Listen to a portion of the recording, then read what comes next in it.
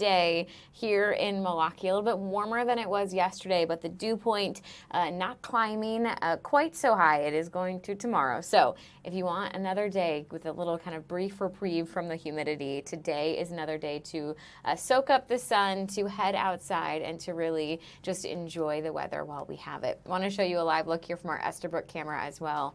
Because again, just having some gorgeous weather these last couple of days after, of course, these severe storms that hit our area on Monday. We will have another live update out of Menasha coming up here shortly on the Wisconsin Live Desk, as well as some ways that you can help out those impacted. But if you've never tuned in before to the Live Desk, thanks so much for joining me today. I'm Haley Spittler. I'll be with you all the way until 1:30. Then Maddie Stelk is going to take over. She'll get you to 2:30, and then we'll round things out today with Mary Stoker-Smith. She'll do 2:30 to 3:30, but we're actually on all the way to 4, so Maddie will hop back on for that last half hour as we just keep you informed on all the things you need to know news-wise today, this Thursday afternoon. So again, we'll have an update coming out of Menasha in just a little bit.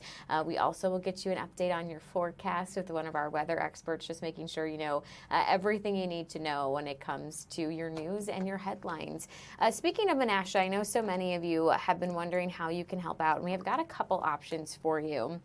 We are waiting just momentarily to be joined with Stephanie Quirk, and she's actually at this tornado relief donation drive happening right now at Franklin Field. It's going to run until 2 p.m., so you still have time to go to collect some donations and to help out those in Menasha. So here are some of the items that they're looking for. You've got water and sports drinks, also heavy-duty trash bags, work gloves and cleaning supplies, as well as diapers, baby wipes, and baby formula. I know so far they've already seen a great show out and turnout here at this donation drive, and we will get you out there live in just a little bit. If you can't make it out today and you would still love to donate and to help out at the Fox Valley Tornado Relief, here's another way.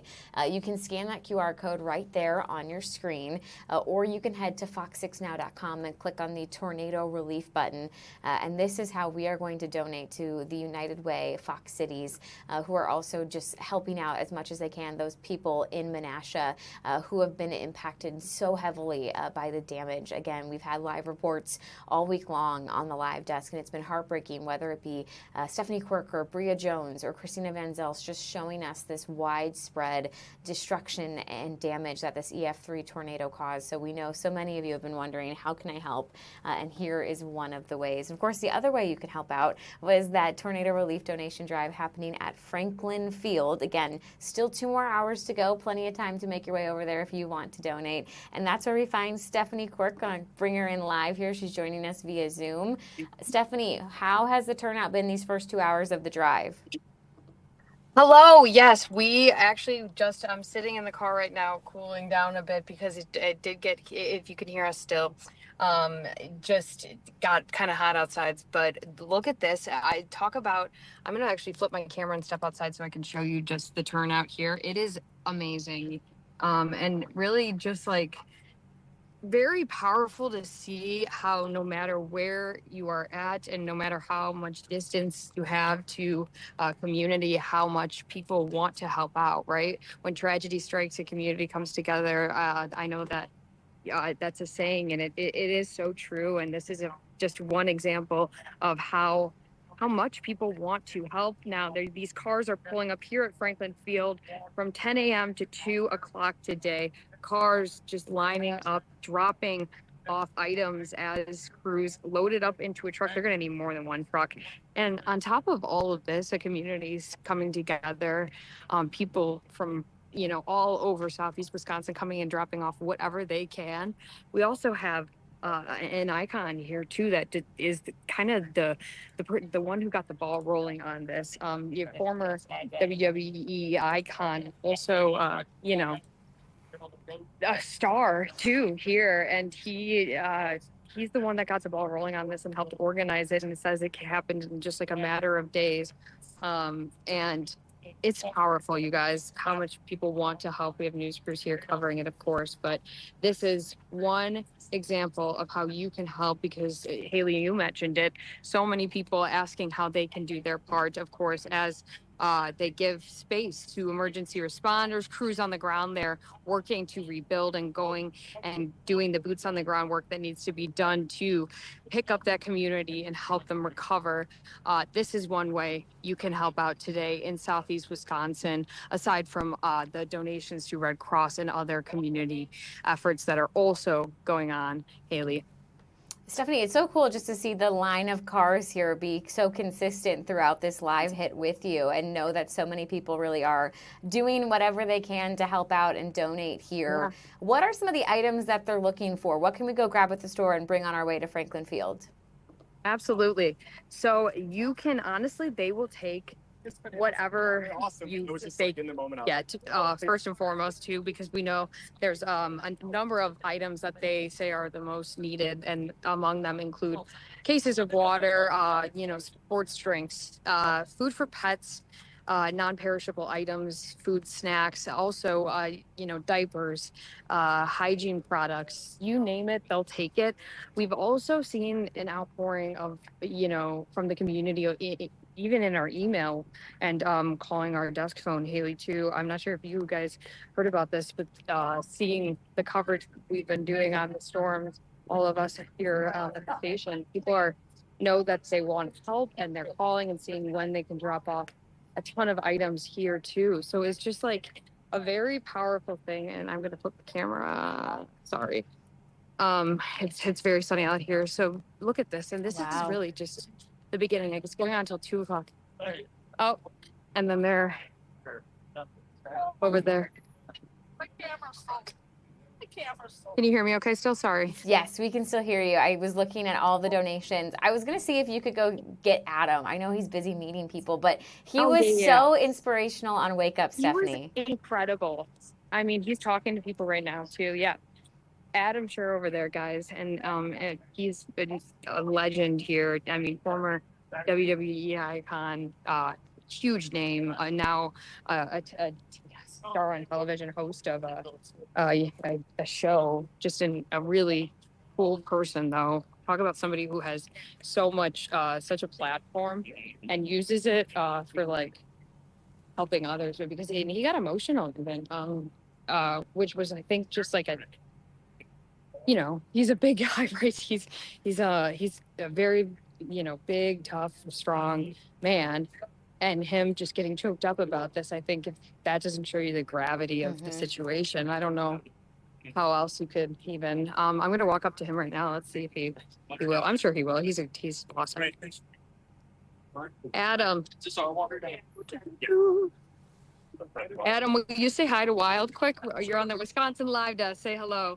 How's it been going? What's going on? What an unbelievable turnout so far. I'm sweaty. I'm happy. I just got some food in my belly. So the second wind's about to take over. Keep coming out. Yeah. Keep donating. Keep supporting. Thank you. Yes. Hello, Wisconsin. Thank you. You're the best. Seriously, it's awesome. Yes, but till 2:00 today, anything that you can give, no matter how small, how big, they will take it. And it is powerful to see here at Franklin Field. There's volunteers, there's crews from also the Milkman baseball team, this is home of. You see applesauce and all of the things. Sorry, guys, as I navigate the back and forth on this camera, I hope I'm doing okay. You're doing great, Steph. No, to your point, too, with Adam there, obviously, yes, he has such a big platform. He has so many fans. And I think it'd be easy just to be disconnected from a community and say, I don't need to worry about that. I have bigger issues, bigger things to focus on. But instead, Adam says, no, this is my state I now call home that's hurting, and I'm going to do what I can to help them. And the energy that he has, the passion that he has for giving back here, obviously paying off. I mean, look at that truck. Cork, it already seems pretty full. Yeah, I can step on it too. Look at this. And what time is it? It's noon. Yeah, so just it's halfway. 2 hours. Wow.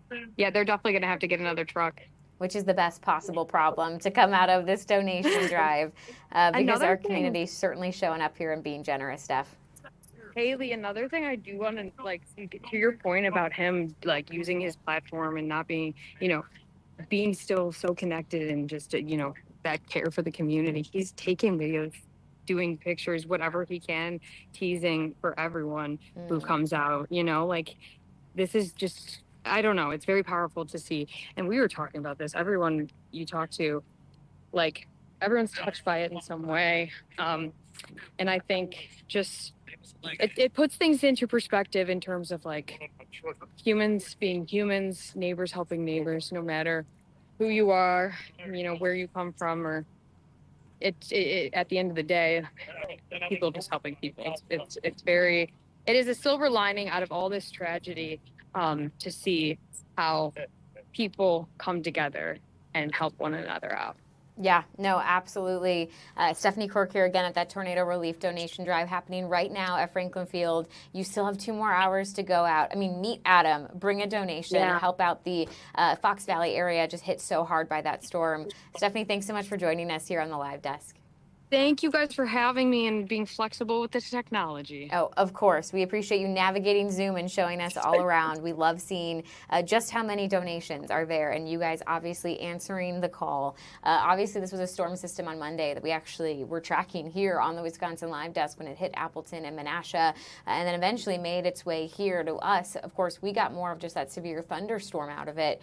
And it's one thing to, be hit by severe weather, but I love seeing the Milwaukee County area and just southeastern Wisconsin say we were not impacted the way that Menasha was, but we will still show up for them, and we will hold these drives, and we will help you out however we can because we are able. So again, I just want to throw up the information for that tornado relief donation drive one more time. As I mentioned, going until 2 p.m.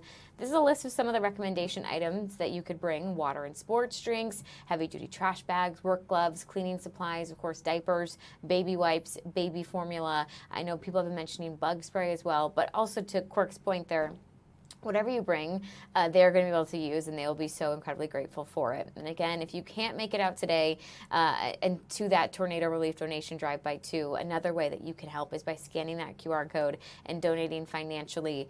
If you aren't able to scan a QR code, you can also head to fox6now.com.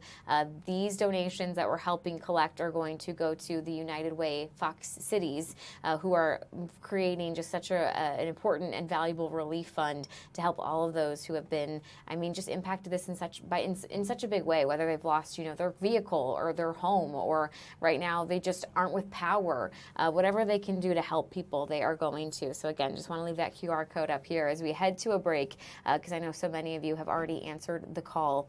And I actually want to just throw up one more before we do that. A couple more items you could bring to that tornado relief donation drive at Franklin Field: toiletries and personal hygiene products, non-perishable food and snacks, and this is a big one too: pet food and pet supplies. Obviously, our pets are our family members, and even they need to be thought about when people are displaced, so good reminder there as well. Going back now to that QR code, I'm going to leave this up as we head to commercial break, just in case you want to scan and donate and join us in helping out the United Way Fox cities as they work on that tornado relief fund. For now, we'll take a quick break here on the live desk. We'll be right back in 2 minutes with more news. Stay with us.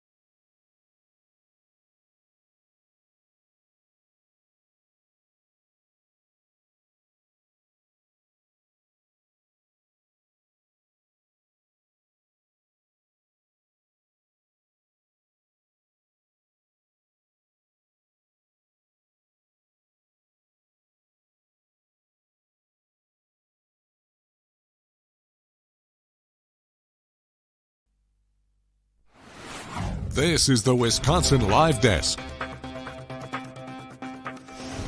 Hey everybody, welcome back to the Wisconsin Live Desk. Haley Spittler here with you at 12:15.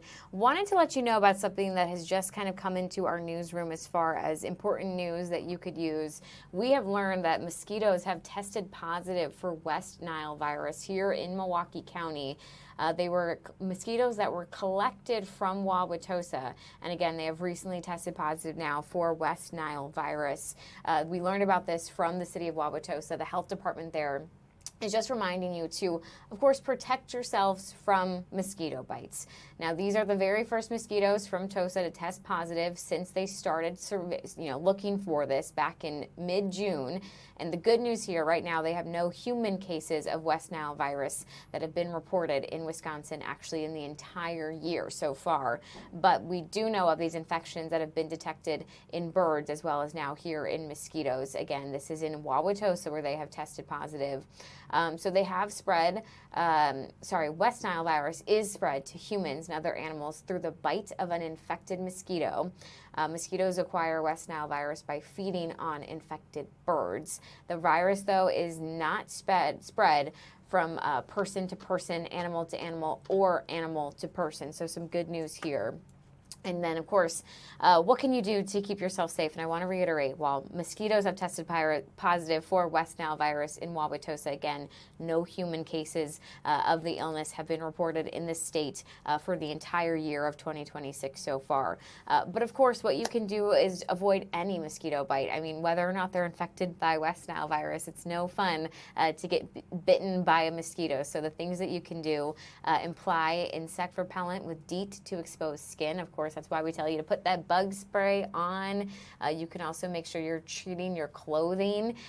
They do say maybe consider rescheduling your outdoor activities. Maybe you don't want to go outside right now or be in an area with a dense population of mosquitoes. And finally, wear loose-fitting clothing, especially covering of your skin. So think of trying to get that long sleeve shirt or a long pair of pants so that your skin isn't exposed. And if it is, again, please put on that bug spray. I know a lot of people wonder, well, if I had West Nile virus, what would be the signs and the symptoms? How would I know?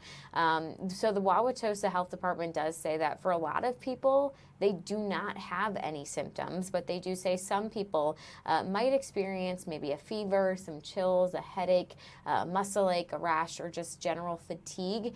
Severe symptoms could include high fever, muscle weakness, stiff neck, disorientation, mental confusion, tremors, paralysis, and even a coma. Again, that's on the severe side of things.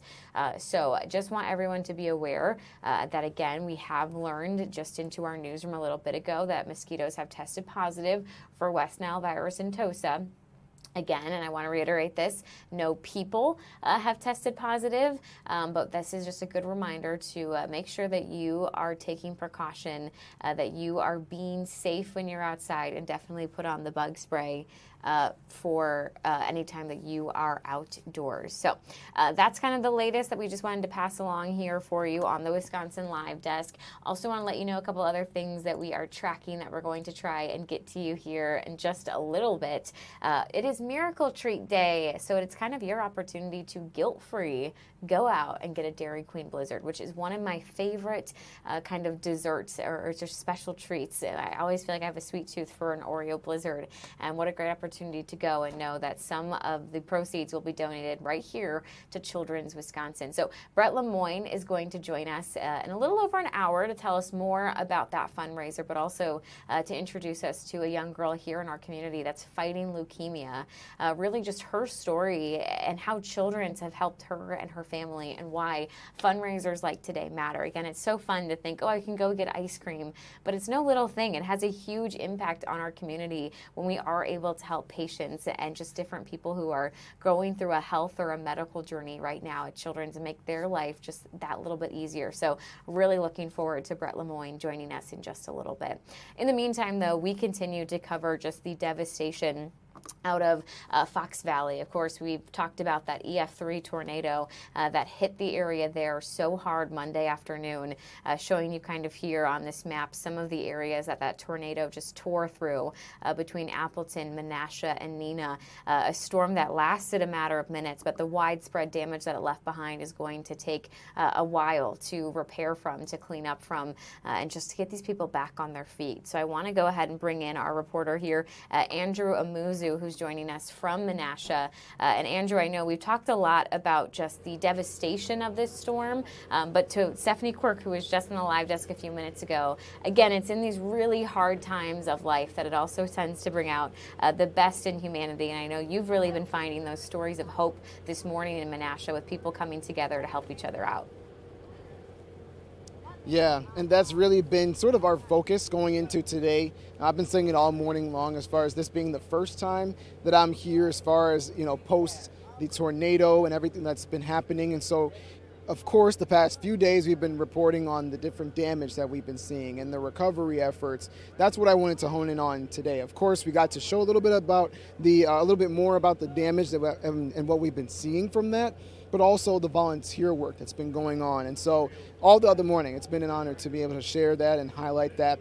Right now, we are in Menasha at the St. Thomas Episcopal Church, and one of the many groups that are here is Operation Barbecue Relief. And Andy, we have been with you guys for the past couple hours, but even just a couple weeks ago, we were with you guys in Geneva, Lake Como, as they were recovering from their storm damage. Now, this is a tornado.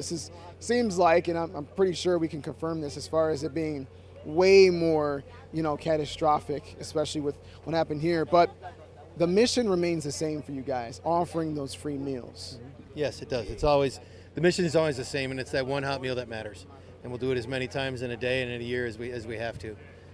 But we all believe that barbecue feeds the soul and nourishes the spirit. And so for us, it's about coming in during a very dark time for people when they're struggling and have lost some significant things in their life to be able to nourish them in that way. Yeah. And I'm sure that with all the people that have been coming up to you guys, especially as volunteers, you're from Wisconsin. What have you been hearing directly from the people themselves, especially as they come up and just to get a free meal? Yeah, gratitude. For one, from the people that are really in the thick of going through this. For the people that have not been in the thick of going through it, what I've heard is, what can we do? What can we do? We had, within 48 hours, 50 local volunteers sign up at operationbarbecuerelief.org or .com to sign up to volunteer with us. And so we've had lots of fantastic volunteers from the community and people showing up to say, what do you need? What do you need for our operation as we're building things? Whether it's, we need additional bread product, we need, I needed firewood for a couple of the smokers.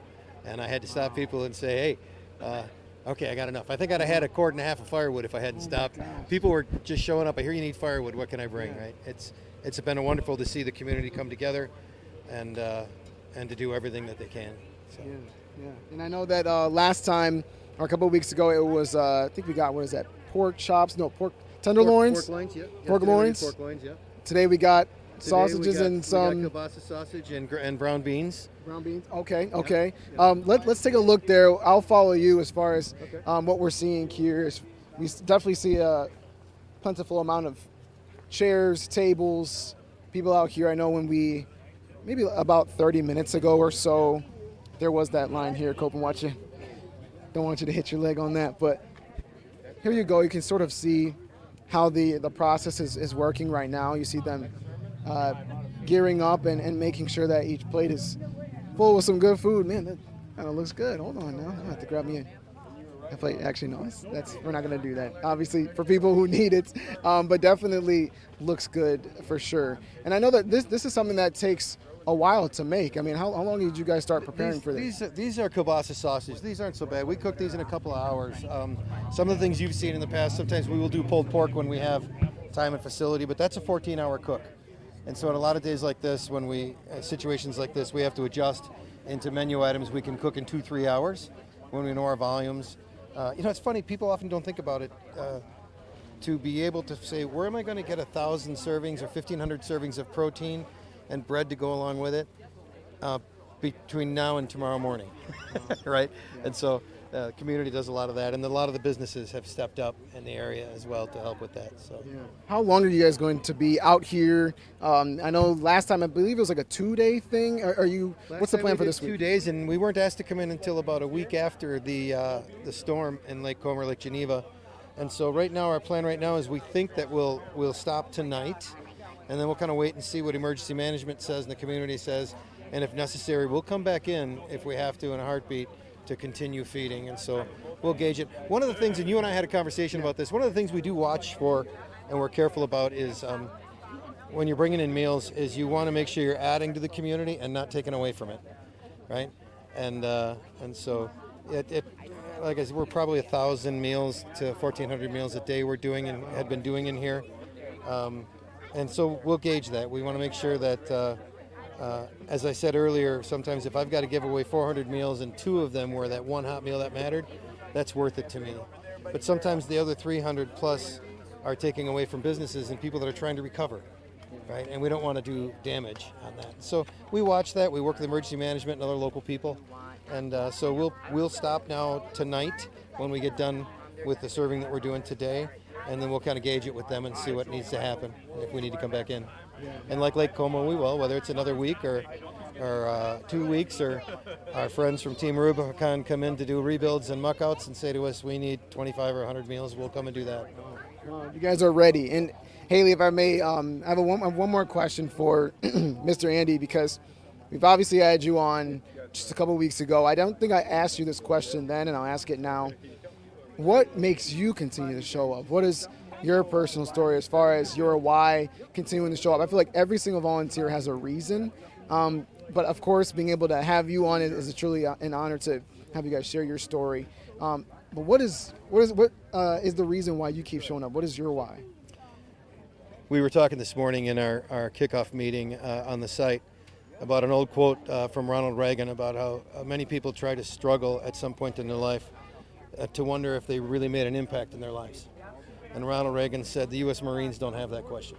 Right? They know. And for me, I work in technology. This is all volunteer for me. So I actually work in technology. There's nothing that I build that lasts more than a few years in technology. I don't build buildings that are there for 70 or 80 years or anything like that. And so you ask yourself, what sort of a lasting impression or lasting impact am I making? And we can get that if you have children and families. You'll see that what you're doing. For me, it's the faces and the people and the conversations and the things that I take away and how grateful they are. That it reminds me. I do it because it's my way of feeling that there's an impact there. We all have an impact on somebody, and it's a gift from God. My answer, a gift from God when you actually see the impact you make. Because I think every time that happens, there's 100 people that you probably impacted or touched in a positive or negative way that you never hear about. I consider it a gift every time I get to have a conversation with somebody who expresses what that meal or these meals meant to them. That's why I do it. My wife does the same thing. She does this with me.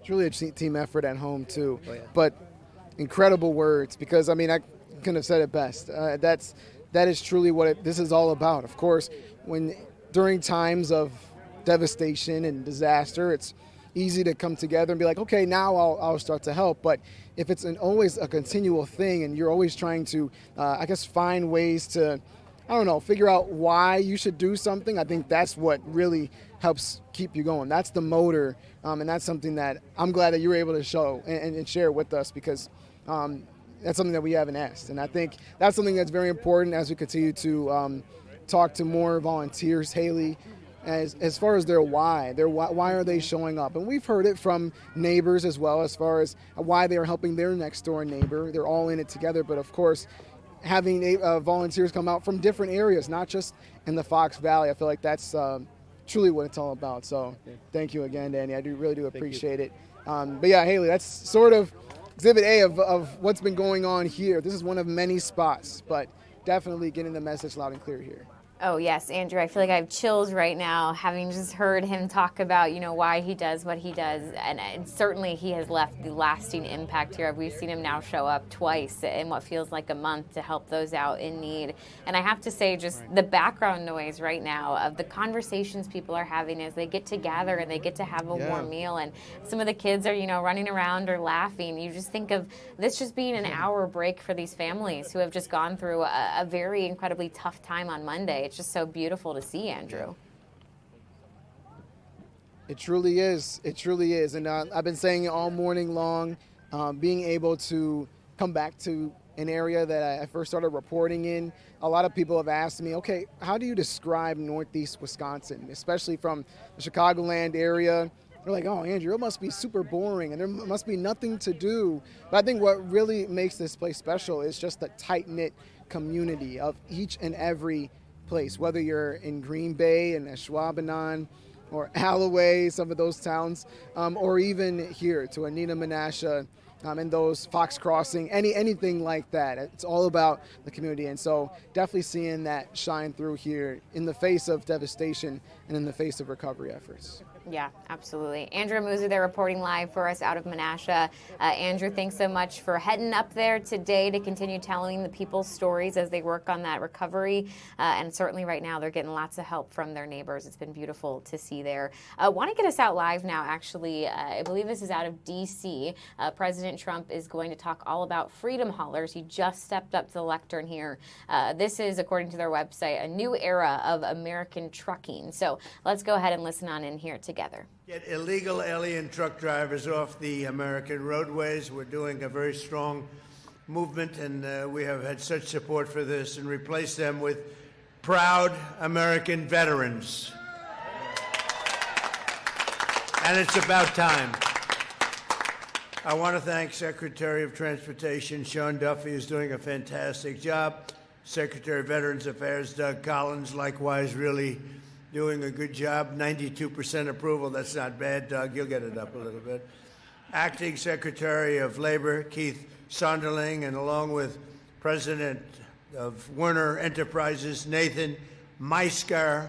Thank you very much, Nathan, and representatives from the American Trucking Independent. We're all behind this 100%. I'm behind it 100%. We got to stop it.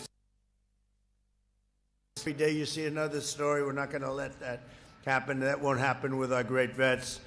But above all, thank you to the amazing veterans with us. I mean, they've just been with us from the day they were born, I suspect. They're great patriots, and we love them. And we want to thank UPS, FedEx, and Werner for the job they've done. Thanks as well to the National Commander of AMVETS, Paul Shipley, Chief Operating Officer of the Independence Fund, Doug Ackerman, and the great patriots from the Wounded Warrior Project, American Legion, Blue Star Families, Gary Sinise Foundation, Vietnam Veterans of America, and Paralyzed Veterans of America. We thank you all, and thank you all for being with us. Very special. Thank you, fellas.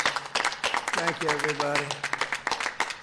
For many years, American highways and roadways have been terrorized by unqualified illegal aliens dangerously driving big rigs like that. You got to know something to drive. Wow, that sucker is a big one.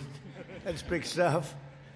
But they're you have to have a knowledge, you have to have a talent for it, and these people don't have that. They're driving big rigs, semi-trucks, and tractor trailers, all because radical left maniacs at the state level have issued them commercial driver's licenses, even though they're not entitled to have them. They don't speak the language for the most part. Many of these illegal aliens don't even come close. They don't want to learn the language. They don't care about the language, and they don't speak it. They don't speak English. They cannot read basic road signs. In many cases, they've engaged in reckless driving that has caused many, many preventable deaths, too many to even talk about. Last August, 3 innocent people were killed in Florida when an illegal alien from India made an unlawful U-turn, blocking all the lanes of the highway and causing a catastrophic crash. It was a disaster. Just a few weeks ago, a Pennsylvania state trooper was killed by an illegal alien from Haiti driving a semi-truck. He was let in by Joe Biden and the open border policy of the Biden administration. By the way, today we have the safest border in the history of our country. And I don't even say this usually, but for the last 14 months, because it's almost unbelievable to say, but the media will correct me if I give anything that's even slightly off.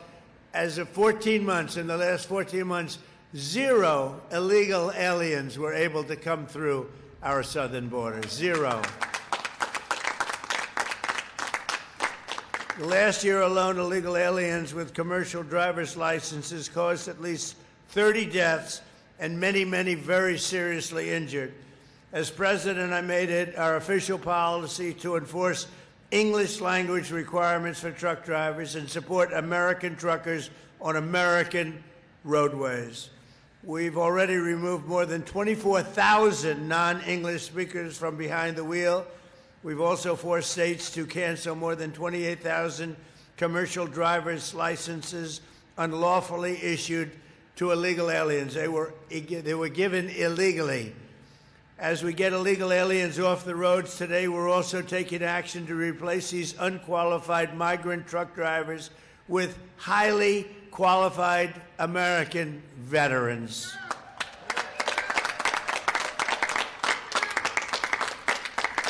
Under our brand new Freedom Haulers, we call it Freedom Haulers initiative, any American who has driven a heavy truck for our military will automatically be eligible for a commercial driver's license, and it's good-paying jobs too. Any veteran with a heavy vehicle experience from the military will now be eligible to skip redundant road tests to obtain a commercial driver's license. We're going to make it as easy as possible for the veterans within 2 years following their active duty service. And for the veterans where you have a situation where you have not truck drivers in the military, where you don't have truck drivers, they're going to be given a very quick pass. We're going to teach them. They're going to learn. If they didn't drive a truck in the military, but they're going to learn, and they're going to learn very quickly, and they'll be licensed in a matter of a few weeks, I think it is. They're going to take about 3 or 4 weeks of training. 34 states have joined this initiative, including Indiana, Wyoming, Louisiana, Arkansas, Alabama, Florida, and Maryland are joining us just today, and many of the representatives and leaders from those states are with us. It's actually a very big deal. This is a big deal. We believe that all 50 states and Washington, D.C. should join us in supporting these great veterans. And frankly, some of the states didn't know about it. They heard about it today, and I think they're all going to be signing up. Data shows that truck drivers who are veterans account for 42% fewer accidents. Think of that, 42%. And that number, they say, is a very minimal number, even as they drive the double the number of miles of non-veteran drivers. So to end this, very simply, the radical left wants more jobs for illegal aliens and more migrants in 18-wheelers, and Trump administration wants safer roads and more jobs for the American veteran. Now I'd like to ask a man who's done a fantastic job on this subject and many others, Secretary Duffy, to say a few words, followed by Secretary Collins, Nathan, and a great veteran truck driver, Ricky Washington. And I'll just stand here and watch. Thank you very much. Sean, go ahead. Again, we're listening in live right now to Washington, D.C. as President Trump steps away from the lectern. We'll get you to a quick break here on the Wisconsin Live Desk. But again, they're talking about Freedom Haulers, a new initiative from the Trump administration, which they're calling a new era of American trucking. And something you just heard Trump kind of emphasize is that they want veterans to actually take the wheel of these big rigs to kind of step into the trucking industry. Obviously, trucks are carrying a lot of important things. It helps our farmers and their businesses. It keeps our store shelves stocked, our gas stations full, and our supply chains just secure. All of this coming from the Freedom Haulers DOT government website here. So again, They're just talking a little bit more about this announcement and the big push here to get more veterans to actually get their CDL license and get behind the wheel of these big trucks and really hit the road here starting off soon in the fall. For now, we'll take a quick break here on the Wisconsin Live Desk. We'll be back with more news right after this.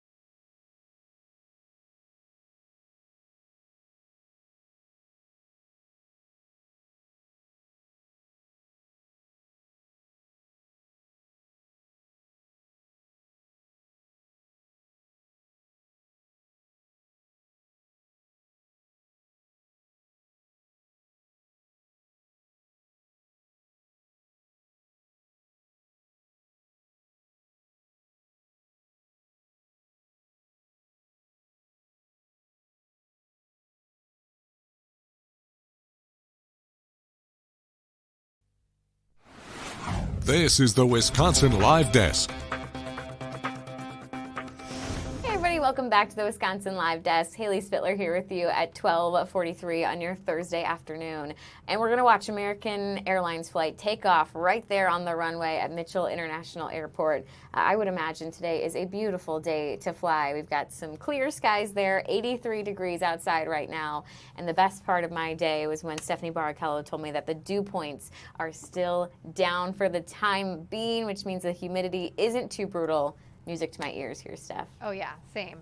We've had some high humidity this summer, to say the very least. In fact, it was even Monday, of course, with those couple of rounds of severe thunderstorms that moved through, where we had dew points in the middle and upper 70s. So very nice to have a much comfortable stretch of weather the last couple of days. But that does change even later this afternoon. We're going to start to see those dew points climbing again, along with temperatures. We are all in the 80s right now. 83 in Milwaukee, but the warmest spot, 86 in West Bend and 85 in Watertown, as we continue to climb with plentiful sunshine, a bit of a southwest wind.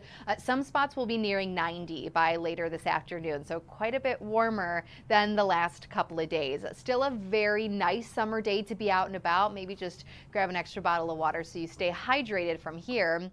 Temperatures are quite a bit warmer right now compared to yesterday. Milwaukee almost 10 degrees warmer than this time yesterday. So again, you can just tell that we're switching things up a little bit throughout this Thursday. It really is just a one-day thing when it comes to the heat. Tomorrow, air temperatures will likely only be in the low 80s in most spots, so it's just a brief warm-up. Now, humidity levels beginning to increase across the northern half of our viewing area. Fond du Lac, Sheboygan, those dew points are now in the mid-60s, whereas towards the south, Milwaukee, Racine, Burlington, we still have dew points in the 50s. So we're still relatively comfortable in Milwaukee, but we know that that humidity is coming. Look at southern Wisconsin into the Chicagoland area. We are in our own little bubble because everybody else, dew points are quite a bit higher. In fact, out towards the west, there are some spots where dew points are in the 70s. I don't expect us to see dew points in the 70s, but they will still be closing in on middle and upper 60s over the next couple of days with rain chances increasing. That's the big story for Friday and Saturday. We'll get there in just a bit. But again, temperatures today will likely reach upper 80s, if not even a few spots around 90. That'll likely be in the next couple of hours, and then you'll notice how we gradually fall back to low 80s. It's going to be a really nice summer night, still very warm, and overnight lows will be quite a bit warmer as well, maybe upper 60s, low 70s. Now, dew points today will eventually climb to 60s in Milwaukee. Again, we already see it up towards the north, so that's what's going to be moving in later today for the rest of southeast Wisconsin. And then Friday and Saturday, those dew points will be higher, likely mid 60s, maybe some upper 60s, but not expecting to see the high dew points that we had more so earlier in the week and late last weekend. Now, air quality, we've had a little break from as well as far as poor air quality, and we don't have that anywhere across the state, but we've been mentioning that we've had thick wildfire smoke at our higher levels over the last couple of days, not only from Minnesota and Ontario, Canada, actually starting to see our jet stream pull in a little bit more from the Pacific Northwest as well. Until today, it's mainly been higher up in the atmosphere. We're talking, 20, 30,000 feet here. But today it's mixing down just a little bit. You can barely see it. There's just a tiny little bit of haze out there. But that does mean that air quality is more so in the moderate category for now northern and central Wisconsin. We're still good here locally, but we could eventually see that moderate category back in southern Wisconsin too, which really does not cause issues even at that level. Just something to keep in mind. We're still probably going to have a pretty vibrant sunset later tonight, thanks to some of that wildfire smoke still with us. Again, you can tell it's just a thin layer. It's mainly across some of our northern communities and then across far northern Wisconsin. It should go right back up into those higher elevations by later on tonight and into tomorrow. High pressure system is still with us. There are a few sprinkles in northern Wisconsin right now, but when it comes to our next chance for rain here in southern parts of the state, we are more so looking at Friday and Saturday. And this really could be a beneficial rain event moving through. We could potentially see 1/2 inch to maybe 3/4 of an inch of rainfall, especially in some of our southern communities. And the fact that it's going to be more of a slow, steady rain, that's what we need to help our drought conditions, which we'll also talk about here briefly. The rest of today is going to be just fine. Again, it's more so the heat, the increase in humidity for your Thursday. Friday morning will be dry as well, but then once we hit those midday and early afternoon hours, you can tell how some of the rain starts to move in. It's going to favor inland areas at first at, I think, more of a scattered rate. But then Friday night into Saturday morning, I think that's when we start to see more of the widespread and steady rainfall here locally. Going to continue through about your midday on Saturday. This run, I think, just keeping it in way too long. Remember, these computer models, they update a couple of times a day. So we'll get our next update a little bit later this afternoon. But I do think by midday Saturday, most of this will be out of here, meaning it's not a washout day. I do think the afternoon, early evening hours for Saturday are still looking pretty good. Friday, different story. If you have Friday night plans, I do think the rain will be with us, but we just need to think of how beneficial this is. Anybody who has been watering their flowers or their grass or their vegetable garden is desperate for the rainfall. We know how dry July has been up until Monday. Now, this is our latest drought monitor, which we get every single Thursday morning. It factors in last Tuesday. Basically, Tuesday to Tuesday is the week of rainfall that it factors in. So technically, this does include Monday's rain. We picked up a decent amount on Monday. In fact, record rainfall in Milwaukee, I believe it was 1.75 inches, and some spots down south saw over 3 inches. But the problem is that a lot of that was runoff because of how quick we had the rainfall and then how dry the ground actually was. So we weren't exactly able to absorb all of it. So unfortunately, the drought has worsened, but I do see improving conditions, I think, by next week because of the rain we have in the forecast for Friday and Saturday. Not going to completely get us back to normal, but I do think it's going to help. Regardless, you can tell there is a large swath of southeast Wisconsin included now in moderate drought, and even far northern Wisconsin, the severe drought, unfortunately, has expanded as well. We need to remember that up until Monday, we had less than 2/10 of an inch of rain for the month of July. So Monday being nearly 2 inches put us somewhat back on track. If you notice, for the month, we are still over an inch below average, so we still need more. What I think will be interested, considering Friday, tomorrow is the last day of the month, how much rain we see before midnight. I don't think we're going to completely make up our deficit here tomorrow night, but it will be really interesting to go from, last Sunday of it being the driest July on record to a lot closer to average just in the last week of July. It's just fascinating the way weather works, right? Oh, I'll go back. You don't need to look at that 6-day planner. It's out of date now. But again, biggest story when it comes to the weather here locally, hotter today and then Friday into Saturday, really hoping for some beneficial rainfall that will at least get us a little closer to average for the end of July and then really help that drought monitor out for next week. Haley. I appreciate that you're already kind of giving us that perspective shift by, warning us our Friday night plans, they might get rained out, but we really need the rain, so it's okay. Yeah. That's how I like to think It's of a it, good because reminder. I am one whose grass is very crunchy. So in my Yes. mind, I'm like, oh, I cannot wait for Friday evening's rain. You know how nice it is too, just to kind of break up some of the sunshine and some of the warmer temperatures to just have like a nice rainy evening or rainy day. Nice every once in a while. It is nice. Can you explain too, because I think a lot of people are thinking, we got so much rain on Monday, didn't that solve all of our problems? Yeah. But I know it actually came down almost too quickly to help us out the way we needed it. Absolutely. In fact, there were some southern communities, think Racine, Walworth, Kenosha counties, that picked up between 3 and 4 inches of rainfall on Monday. There was a flash flood warning at one point in time. It was around those midday hours with that first round of severe weather. So it piled up really quickly, if you will, and we did see some ponding on roadways, even some localized flooding, but then all of that receded as runoff. So the big problem, again, kind of a twofold thing, how quick the rain actually fell down so the ground wasn't able to absorb it in general, but then just previously how dry the ground was before this rain. So even in spots that picked up some lesser totals, 1 to 2 inches here in Milwaukee, it's the same deal. A lot of that was still runoff because of how dry the ground was. Once again, it wasn't able to fully absorb. What's best for drought conditions like today is to have kind of these multiple different rounds or multiple days of just a light, steady rainfall. Because when it's light, the ground has time to absorb all of that rain. It's not coming in all at once and making a big puddle and then running off.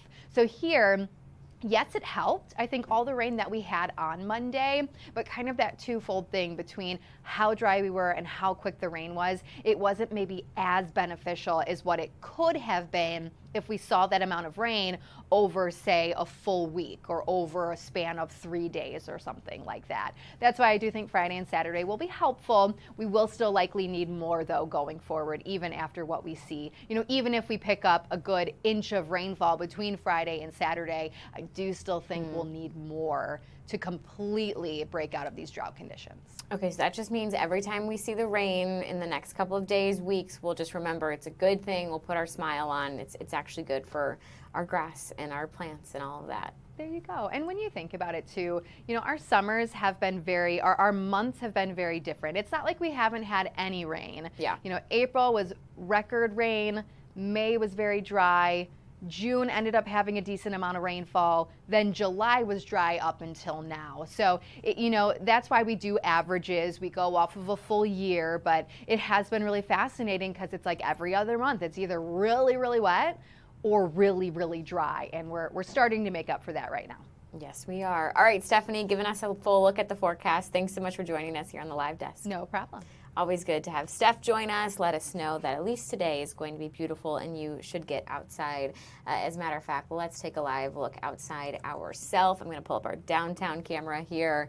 Again, it really is. It's just so nice. We got the sun shining. Doesn't even seem like we've got a cloud in the sky. 83 degrees, which I know can be on the warmer side of things for some people, but keep in mind the humidity is not brutal yet, but unfortunately it's going to come back at some point. We'll take a quick break here on the live desk. We'll be back with more news right after this.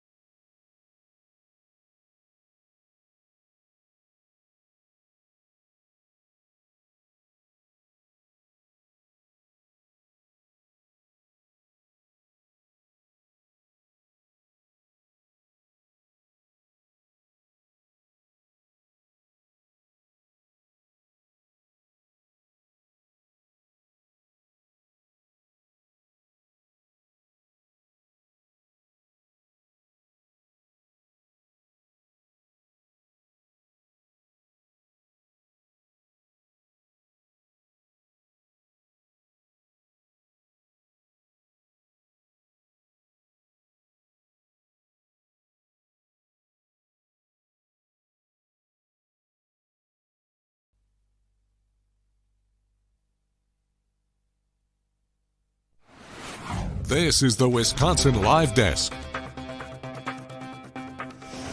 Hey everybody, welcome back to the Wisconsin Live Desk. Haley Spittler here with you at 12:58. I've got about another half an hour with you, and I just want to let you know a couple of things that we're tracking right now that we're going to try and bring you over this next hour or so, I should say. We are expecting a news conference from NASA in a little bit. If you missed it here on the Wisconsin Live Desk, myself, and I'm going to say our producer Delaney, so Delaney's going to come say hi. Wave, Delaney. Delaney, would you say you also like space after Artemis too? Yeah, we had so much fun watching it. Yes, we really did. So we were big fans of the Artemis 2 launch and mission to the moon earlier this year. So often on Wisconsin Live Desk, we would get to catch certain moments live. In fact, the moment where they broke history, traveling the furthest distance from Earth than any human before, happened here on the Live Desk. So in just a couple of minutes, NASA's going to have a press conference where they're going to talk about some upcoming spacewalks that will be happening at the International Space Station. So we're going to dip into that. We'll listen for a little bit.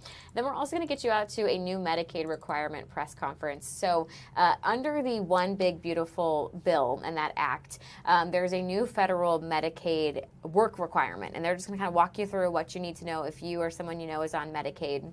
And finally, we're going to get to talk to Brett Lemoyne. I already told you a little bit about his story, but it's all about Miracle Treat Day and the difference that buying a blizzard today can really make for those in a health journey, in a medical battle. And I can't wait to get to hear the story of one young girl in our community who is bravely and courageously currently fighting leukemia, and just how Children's Wisconsin has played such a big instrumental role in that journey for her. And of course, under Miracle Treat Day, well, your blizzard, some of the proceeds are going to go to Children's Wisconsin. So that's all coming up. I'm sure we'll get you another check of your forecast as well.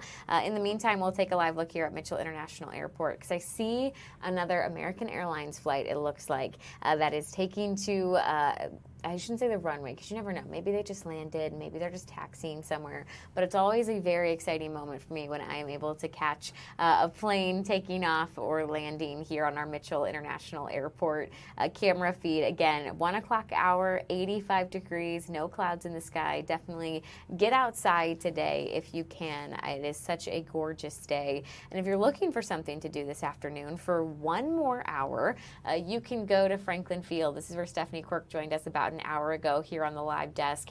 That's where they're doing their tornado relief donation drive. Again, it's an easy way to help everyone in Menasha as we take a look at some of that damage and destruction from an EF3 tornado earlier this week. I know so many of us here, we feel lucky that we weren't impacted the way that they were, and now we just want to help, but we don't always know how. This is one way of how you can help. Again, 1 more hour, they'll be collecting donations. Some of the recommendations of items you can bring: water and sports drinks, heavy-duty trash bags, work gloves, cleaning supplies, diapers, baby wipes, and baby formula, as well as toiletries, personal hygiene products, non-perishable food and snacks, and of course, again, also thinking of the furry friends with that pet food and pet supply request. But as Stephanie Quirk was telling us, anything you bring, they're going to be grateful for. And I mean, think of if you were in these people's shoes, those in Menasha right now, what would you want? It's just about feeling comfortable, feeling, you know, a sense of home and like you have control in your life. And so much that's been taken away. So sometimes it is just like a blanket or, you know, your favorite snack that's just going to make your day. So that's what they're trying to collect right now. And if you want to help out, but you can't make it out, I just want to throw up this QR code one more time. FOX6 here. So many of us have been reporting on the devastation, and we wanted to know how we could help. So we are partnering here with the United Way Fox Cities. So if you scan this QR code, or if you head to fox6now.com and you just click on the tornado relief button, any money that you donate is going to go to United Way as they work on just helping the people of Menasha get back on their feet again, providing, you know, maybe some temporary living spaces for those that their houses are now not able to be lived in. Maybe it's providing a warm meal, providing, you know, a new outfit, whatever they might need. That fund's going to help them. And again, you can donate right there if you scan that QR code or by heading to fox6now.com and clicking on that tornado relief button. As we still wait, I'll show you, we're waiting for it right here. This press conference hasn't begun yet, so we haven't missed anything yet. I do want to let you know a few other things you can expect coming up in the next couple of hours here on the Wisconsin Live Desk, starting with the latest numbers when it comes to cyclosporiasis. Certainly something that we have been talking about now for a couple of weeks as we've really seen cases just spread across the United States. As you can see here in Wisconsin, still not seeing the most cases. That would be Michigan, where they're in red. But certainly just, you know, some of our neighbors here in the Midwest, Illinois, Indiana, Ohio, they're also still getting hit hard by this. We did get updated numbers just yesterday from the Department of Health Services. 160 cases are now reported. We're told 50 of those were acquired here within the country. Of course, the big question has been, what is causing this? What is the link? And again, the good news is it doesn't seem like any outbreak has started here in Wisconsin, but we are learning that some of these are starting at least in the country now, 50 of those acquired domestically, and 3 hospitalizations. So the good news here, that number has not grown as far as people who had to be hospitalized hospitalized due to being infected with cyclosporiasis in the last week. We were told it was 3 then, and it's remained 3 here. But we are still seeing this case number grow, and we know people have questions. What is cyclosporiasis? What is causing this? How do I keep myself safe? We're going to have a live report coming out of Chicago. And again, I'll throw up this map because you can see Illinois is seeing a decent amount of cases here. That's coming up in just a little bit closer to that 3 o'clock hour. You'll be getting that. And then also want to let you know about an inspiring story that Maddie's going to tell you about in an hour here at 2 o'clock, going back to just talking about Menasha and talking about how people have stepped up and done what they can, whether it be, a former wrestler creating a tornado relief drive here in Franklin, or we're learning about a baseball club that has taken their indoor training facility and completely turned it into a temporary shelter for anybody who needed a place to sleep after the storm hit Menasha. And now they've been getting so many requests for, hey, do you have water? Do you have food? Do you have this? That they're now making care packages as well. So Maddie's going to introduce you to them, tell you a little about their story, and if you want to help them out in their cause, I'm sure we'll get you those details as well. We'll take a quick break here on the Wisconsin Live Desk as we wait for that NASA press conference to begin. But as we head to break, I just want to pop up this QR code one more time. I know sometimes it can take you a minute to find your phone, to pull it out, to get the camera app open, and to fully scan it. And sometimes we take it down just a little too soon. So just wanted to give you another minute here to grab your phone to scan it if you would like to donate. And again, if you maybe are watching Wisconsin Live Desk or Fox Local on your phone and you think, I can't scan anything, you can just head to fox6now.com, click on the tornado relief button, and again, we appreciate it. Every dollar makes such a difference for those people right now going through this. Hey, I was going to take a break, but look what's starting right now, our NASA news conference. So we'll stay right here with you. We'll listen in live as we learn more about some of these spacewalks that they have planned at the International Space Station coming up soon. Discussing 3 upcoming spacewalks that will occur in the month of August outside of the International Space Station, and all 3 will be seen on NASA Plus. And for more on that coverage, you can visit nasa.gov. For media members that are joining us today for our conversations, you can join the queue by joining and hitting *1, and then to retract your question, you can use *2. Now, as we discuss these programmatic and operations significance of these spacewalks that will be coming up again in the month of August, joining us to discuss these on our panel are Bill Spetch, Deputy Manager of Commercial Low Earth Orbit Program, Chris Dobbins, Spaceflight Flight Director, and Chloe Mering, a Spacewalk Flight Director. Now again, if you wish to join the queue at any point during today's conversation, you can use *1 for our media members on the phone lines and *2 to retract your question. With that, we'll begin with some opening remarks from Bill Spetch. All right. Thank you. And thank you, everyone, for joining us today. We really appreciate your interest in our efforts in low Earth orbit and the International Space Station. And we look forward to discussing this upcoming series of spacewalks. It's been an exciting couple of weeks in the space station operations. Of course, Anil Menon launched just a couple weeks ago, and he's getting settled into space station life and has begun contributing to science and research investigations on board. Just last weekend, Chris Williams returned on the Soyuz after spending 241 days in space as part of his first space flight. He's doing well and has returned to Houston to begin his post-flight recovery period. Thanks to all the teams who supported both the launch and the landings and all aspects of these missions. Looking ahead, throughout the month of August, the team will remain busy as they conduct and support these spacewalks that we have coming up. U.S. spacewalks 96, 97, and 98 will be the 281st, 282nd, and 283rd conducted in support of space station assembly, operations, and maintenance. So on Thursday, August 6th, we'll conduct our first spacewalk, Spacewalks 96. The first spacewalk is scheduled for Jessica Meir and Anil Menon to exit the Quest airlock and install hardware that will modify the station's 3B power channel and prepare it for the future installation of a rollout solar array, or IROSA. The solar array, scheduled for delivery later this year, will provide additional power to support critical station operations, including its safe and controlled deorbit. Spacewalks will be the 6th for Jessica and the 1st for Anil. Then, a week later, Thursday, August 13th, we'll do U.S. Spacewalk 97. We'll have 2 astronauts go outside and replace a space-to-ground antenna for the orbital complex. The antenna that we will be replacing is a critical communication system that we use to transmit data and high-speed communication between Mission Control in Houston and the space station. Then we'll follow that up on Thursday, August 25th, with the third and final spacewalk for this series. We'll have 2 crew members connect power channel cables, data relay systems as part of ongoing maintenance, including preparations for the space station's future deorbit. The astronauts will also replace a navigational aid that is used for spacecraft docking on the Harmony module's forward port.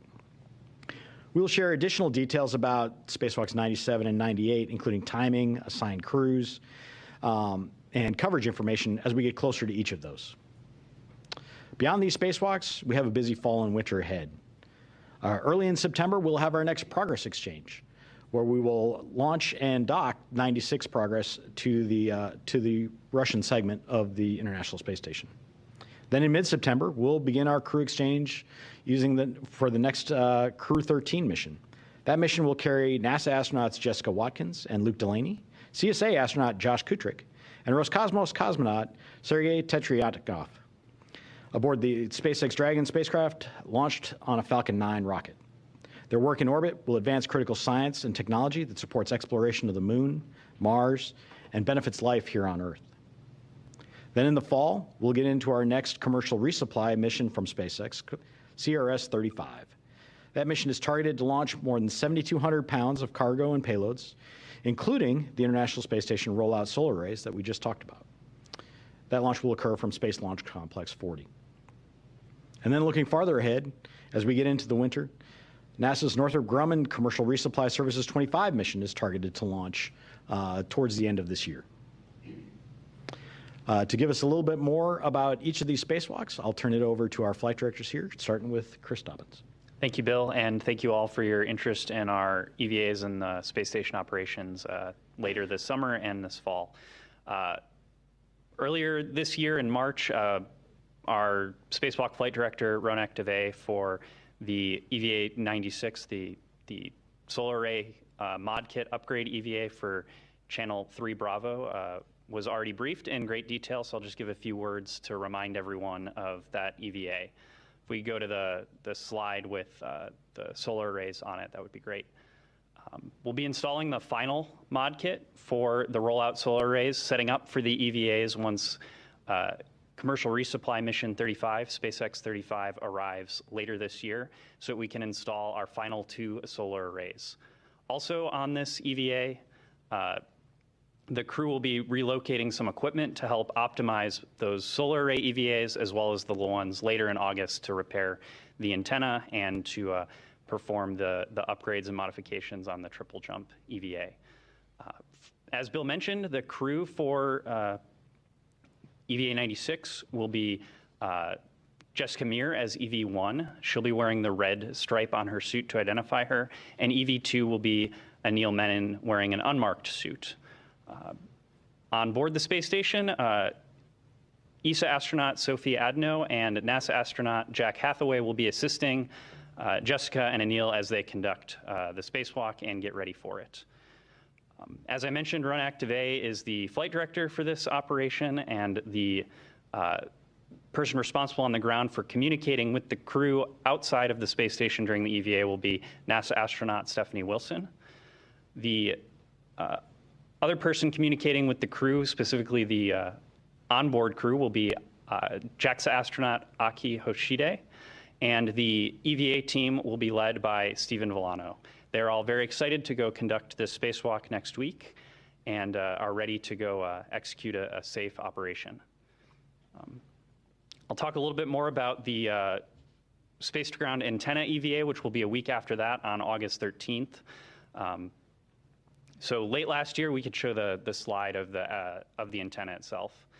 Late last year, one of our 2 KU band antennas began experiencing issues that prevented it from gimbaling to track the tracking data relay satellites. Those are the satellites in geosynchronous orbit that enable communication with ISS and the ground. Those KU band antennas, we have 2 of them on space station, are what we use for high-rate data communications, which include high-def video, extra audio channels with the ground, and all of our extended science data for our payload specialists.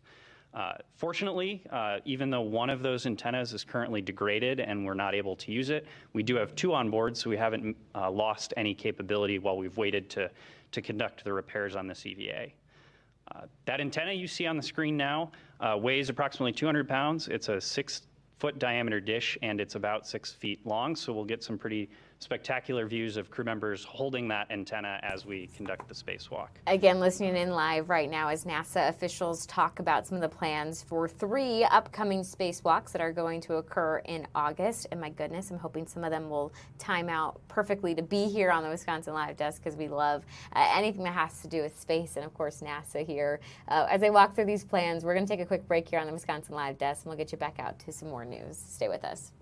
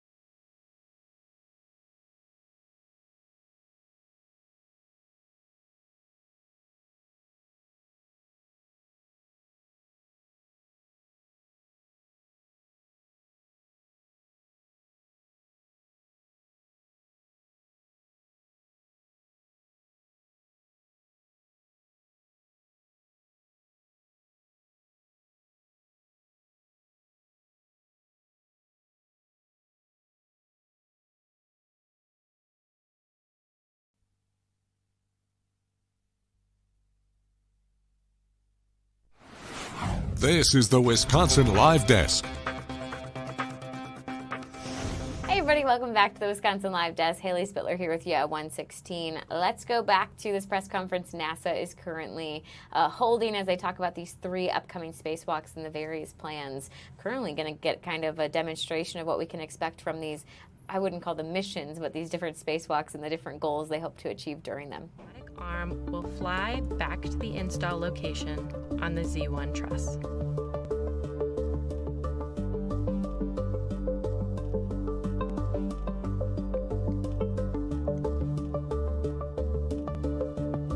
EV2 will translate back along the truss the same way they came, passing by the airlock on the way.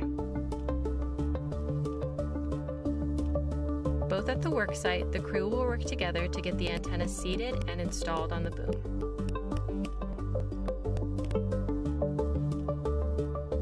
Next, the 2 crew will release and remove the 2 locks from the spare antenna's gimbals and install a thermal cover.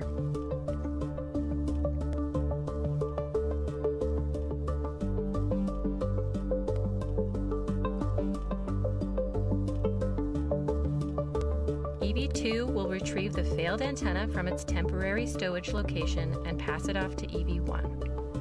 EV1 will carry the failed antenna outboard to its long-term stowage location.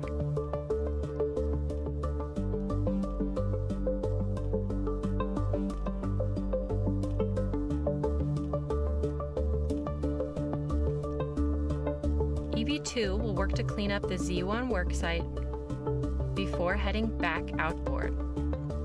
EV2 will drop off the tool bag at the airlock, before continuing translation to the failed antenna installed. Crew will work together to get the failed antenna stowed and 2 bolts installed.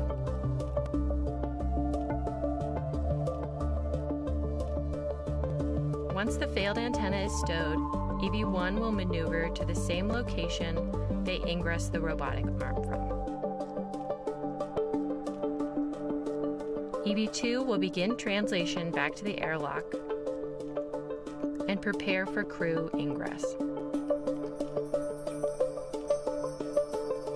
EV1 will egress the robotic arm and remove the foot restraint, which they will be stowing on an equipment platform nearby.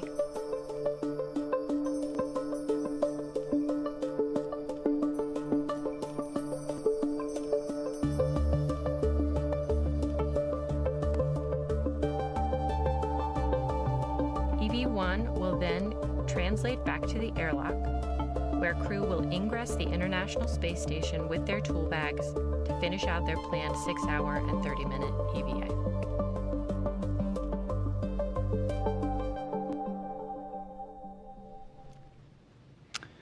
All right, thank you. Just to close out, I'll add that for this EVA, we've got a fantastic team of folks on the ground supporting it who did all the development to figure out how to do an antenna removal and replacement. That team is composed of Ann McLean, our spacewalk communicator, who will be talking to our astronauts outside. She's a NASA astronaut. Our Capcom will be Stephen Zenter, and if you could show the graphic for this, that would be great. Our Capcom will be Stephen Zenter. He'll be talking with the astronauts inside the space station as they control the robotic arm and support the crew outside. And our EVA team is led by Sandy Fletcher, and we're all looking forward to the successful EVA. So with that, I'll hand over to Chloe, who will talk the last EVA in August, triple jump. Yep, thank you very much, Chris. And thank you all for your attendance and interest today. I'm going to start off talking about the team for this EVA, which we've titled the Triple Jump EVA. It is an upgrades EVA, so these are items that are things we will want to get done. It doesn't necessarily have a high priority to get done today, but we've got a great opportunity to get it done. So with that, this EVA has moved around quite a bit. So I'd really like to thank the entire Triple Jump team for handing over a really great EVA timeline to me, and to the former lead flight director, Heidi Brewer, who is now our increment lead flight director. So I will be taking over the task from her. So we can go to the team slide for EVA 98. The team includes our ground IV, who will be the main voice of the crew during the EVA, is astronaut Mark Vandehei. He's been in training the entire time and working with the team as it's progressed through the timeline. Our Capcom, who will be talking to the crew inside, is Tess Caswell. And our lead EVA flight controller is Sandy Moore. And our main task is Tanner Burns. So I'd really like to thank them for all the work on the timeline. So this really is almost 2 independent timelines between our EV1 and EV2. As you saw for Chris's EVA, the team is working together really closely on one main task. This one, we have a lot of things that we'd like to accomplish, but we do have a couple priority items. The first one being the No2 forward retro reflector. This is going to be performed by EV1. There are reflectors around station which are used by visiting vehicles to help with the relative navigation as they're approaching its targeted docking port. So we have noticed some residue buildup on these retro reflectors over time from thruster combustion products from our visiting vehicles. So they do need to be replaced because sometimes the vehicles cannot lock onto them. The No2 Zenith was replaced by Sunny Williams during increment 7. We've been listening in here as NASA officials, again, have provided some details, explain what exactly is going to be happening in these 3 upcoming spacewalks scheduled for just next month in August. I will say, seeing that video reminding me just how crazy it is when you are completely outside the International Space Station and looking down at Earth just kind of on your own there. Certainly going to be an exciting time for these 3 different spacewalks. Again, I'm hoping that maybe they'll time out the we can bring you some clips of them live in the moment next month here on the Wisconsin Live Desk. But no matter what, we'll stay informed. We'll let you know what you need to know about those spacewalks and all things space, because again, Delaney and I became very big space fans during the Artemis 2 mission. We're very excited for Artemis 3 to be happening in the future as well. We're going to take our last break here that I need to take with you guys, and we'll get you back out to some more news and headlines that you need to know about this Thursday afternoon. Stay with us.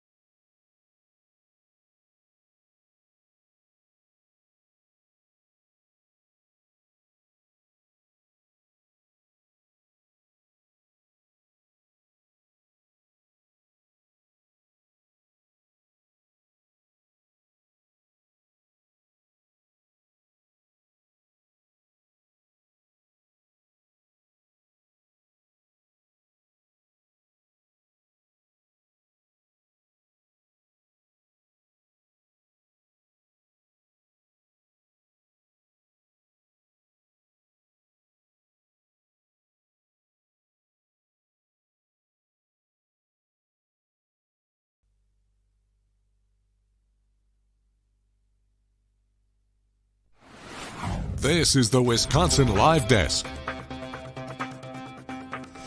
Hey everybody, welcome back to the Wisconsin Live Desk. Haley Spittler here with you at 1:26 on your Thursday afternoon. You guys, lots of planes right now at Mitchell International Airport.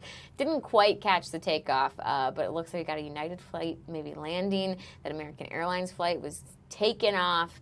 We've got another American Airlines flight, looks like backing up here, maybe about to take to the runway. A beautiful day to travel, but again, I mean, I would stay right here in Milwaukee. No reason to go anywhere. We have such gorgeous weather happening, so get outside today. It is going to take a turn tomorrow, so definitely soak up the sun while you can. It's been a joy to hang out with you guys this last hour and a half. I do see Maddie Stelk standing by, ready to take over. She's going to get you guys to 2:30. So while we handle the transition, we actually want to go ahead and listen in right now live to a press conference that's happening about how Wisconsin is going to approach implementing a new federal Medicaid work requirement that was established in that One Big Beautiful Bill Act that got passed by Congress last year. So we're going to go ahead and listen in here. Maybe you'll get some of your questions answered about Medicaid and that federal work requirement. And then Maddie Stelk's got you from here. She's going to get you all the way to 2:30. Thanks so much for hanging out with me today. Rely on the existing processes in the healthcare environment to tell us about the people we're caring for. So you do your appointment, you get your care, the diagnosis code comes on that bill to the Medicaid program, and then we will pay and, as a standard operation, retain that data about that individual to know that they are working with a condition that makes it difficult for them. Thank you. Hope, do you have a follow-up? I do. Your website, indicates that, homelessness is not an exemption that is allowed under federal law. What can the state do to assist people experiencing homelessness to meet these new requirements? As I mentioned earlier, we are working closely with community partners and community organizations that support people who are currently unhoused or experiencing homelessness. We just had a roundtable in Eau Claire this week actually, with a number of leaders and thinking very strategically about how do we wrap our arms around people who need some some true case management to help them maintain their Medicaid coverage. So again, really trying to be strategic and think about how do we help people navigate the system who may have the least number of resources and frankly likely need the care the most. Amanda, I'd hand it to you for more detail. OBA or HR1 now requires that individuals who are homeless have to work to get food share and also have to work to get healthcare coverage. And it's a whole combination of difficult experiences for an individual who is unhoused or unsheltered to be able to meet a work requirement or an education requirement or volunteer requirement. Like Kirsten said, we are going to need to lean in with our partners around the state that are living and working inside of each neighborhood to help each one of these individuals figure out how they can get the care that they need. In some cases, that's going to mean a very human kind of workflow. Technology certainly helps us in a lot of ways, but we're going to need to lean in and hold hands with our partners around the state to take care of people who are unhoused and help them get food and healthcare in an entirely new and difficult way. Thank you for that. Next question to Astrid at Wisconsin Watch. Astrid. Hello, thank you. My question is about plans to hire more staff. Does DHS plan to hire staff, approve overtime, or bar staff from other units to implement these work requirements? And what are the plans for training existing staff to be prepared for this new volume of documentation and approval needed? Absolutely, Astrid. I can take the first crack at this one, but absolutely. We are thinking again about how do we support our existing staff, robust training. We have staff across the state who require additional training, and this applies not only to the Medicaid work requirements, but also the new SNAP requirements. Those staff are frequently shared, or they have dual roles of enrollment for Medicaid and enrollment for food share. So we were successful in getting money from the legislature to support and bring in more FTE to support food share, specifically SNAP in Wisconsin. And again, some of those staff fill both roles. That also has allowed us to have more flexibility with our existing staff to really think about how do we support the needs, knowing that there's this new requirement that is going to take, as Amanda said earlier, really truly helping hold people's hands. And we need that human touch, that human element to carry people through this enrollment process. And Amanda, I'd hand it to you. Yeah, I think in addition, certainly training is starting now with our partners around the state, in the counties and all over Wisconsin to help prepare for what we know. I think that's happening in a variety of ways, many of which are standard parts of our operations. And so we'll continue those regularly. And then we also have some mechanisms to monitor how many calls are we getting, what are the wait times on those calls, how long is it taking for folks to work through their applications or their renewal processes. And so if we find additional time or additional staff is necessary, we will absolutely meet that need. Thank you. Do you have a follow-up, Astrid? Yes, I do. Thank you. I am wondering, since you said that training staff is starting now, but you're also waiting on additional federal guidance, what are the steps that are left to be ready to implement these changes by the deadline? And is there a point where you would have to start making your own determinations due to lack of federal guidance when you're training staff?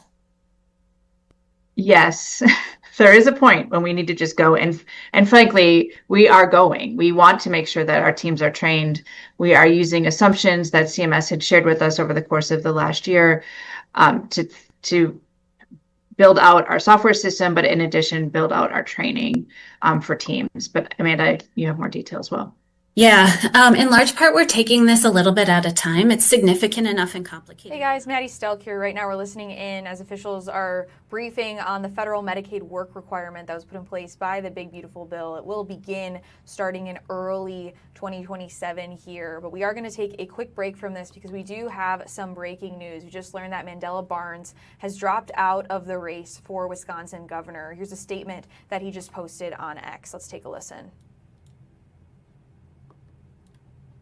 Last night I had a very difficult conversation with my staff. Now we're incredibly proud of all the things that we've accomplished and all the resources that we have raised to spread our message. But it's become very clear who our nominee is going to be. Now I said from the very beginning when I launched this campaign that the #1 goal was taking on and defeating Tom Tiffany to deliver big wins for Democrats up and down the ticket. And now it's our time to come together, to focus our efforts on that one goal.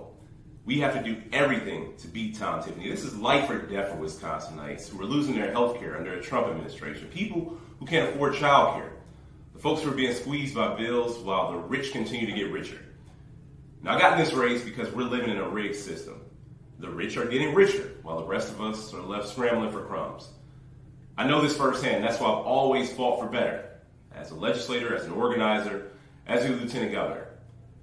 Now, while I may be suspending this campaign, I'll never give up my fight for Wisconsin. And I'm incredibly grateful for all the folks who joined this campaign, for the people who believed in me and this movement, knew that we had a real shot at creating opportunities through bold action to improve quality of life for every single person that calls this place home. Now, we have to do everything we possibly can to defeat Tom Tiffany. And that's exactly what I'm committed to doing for the next 96 days.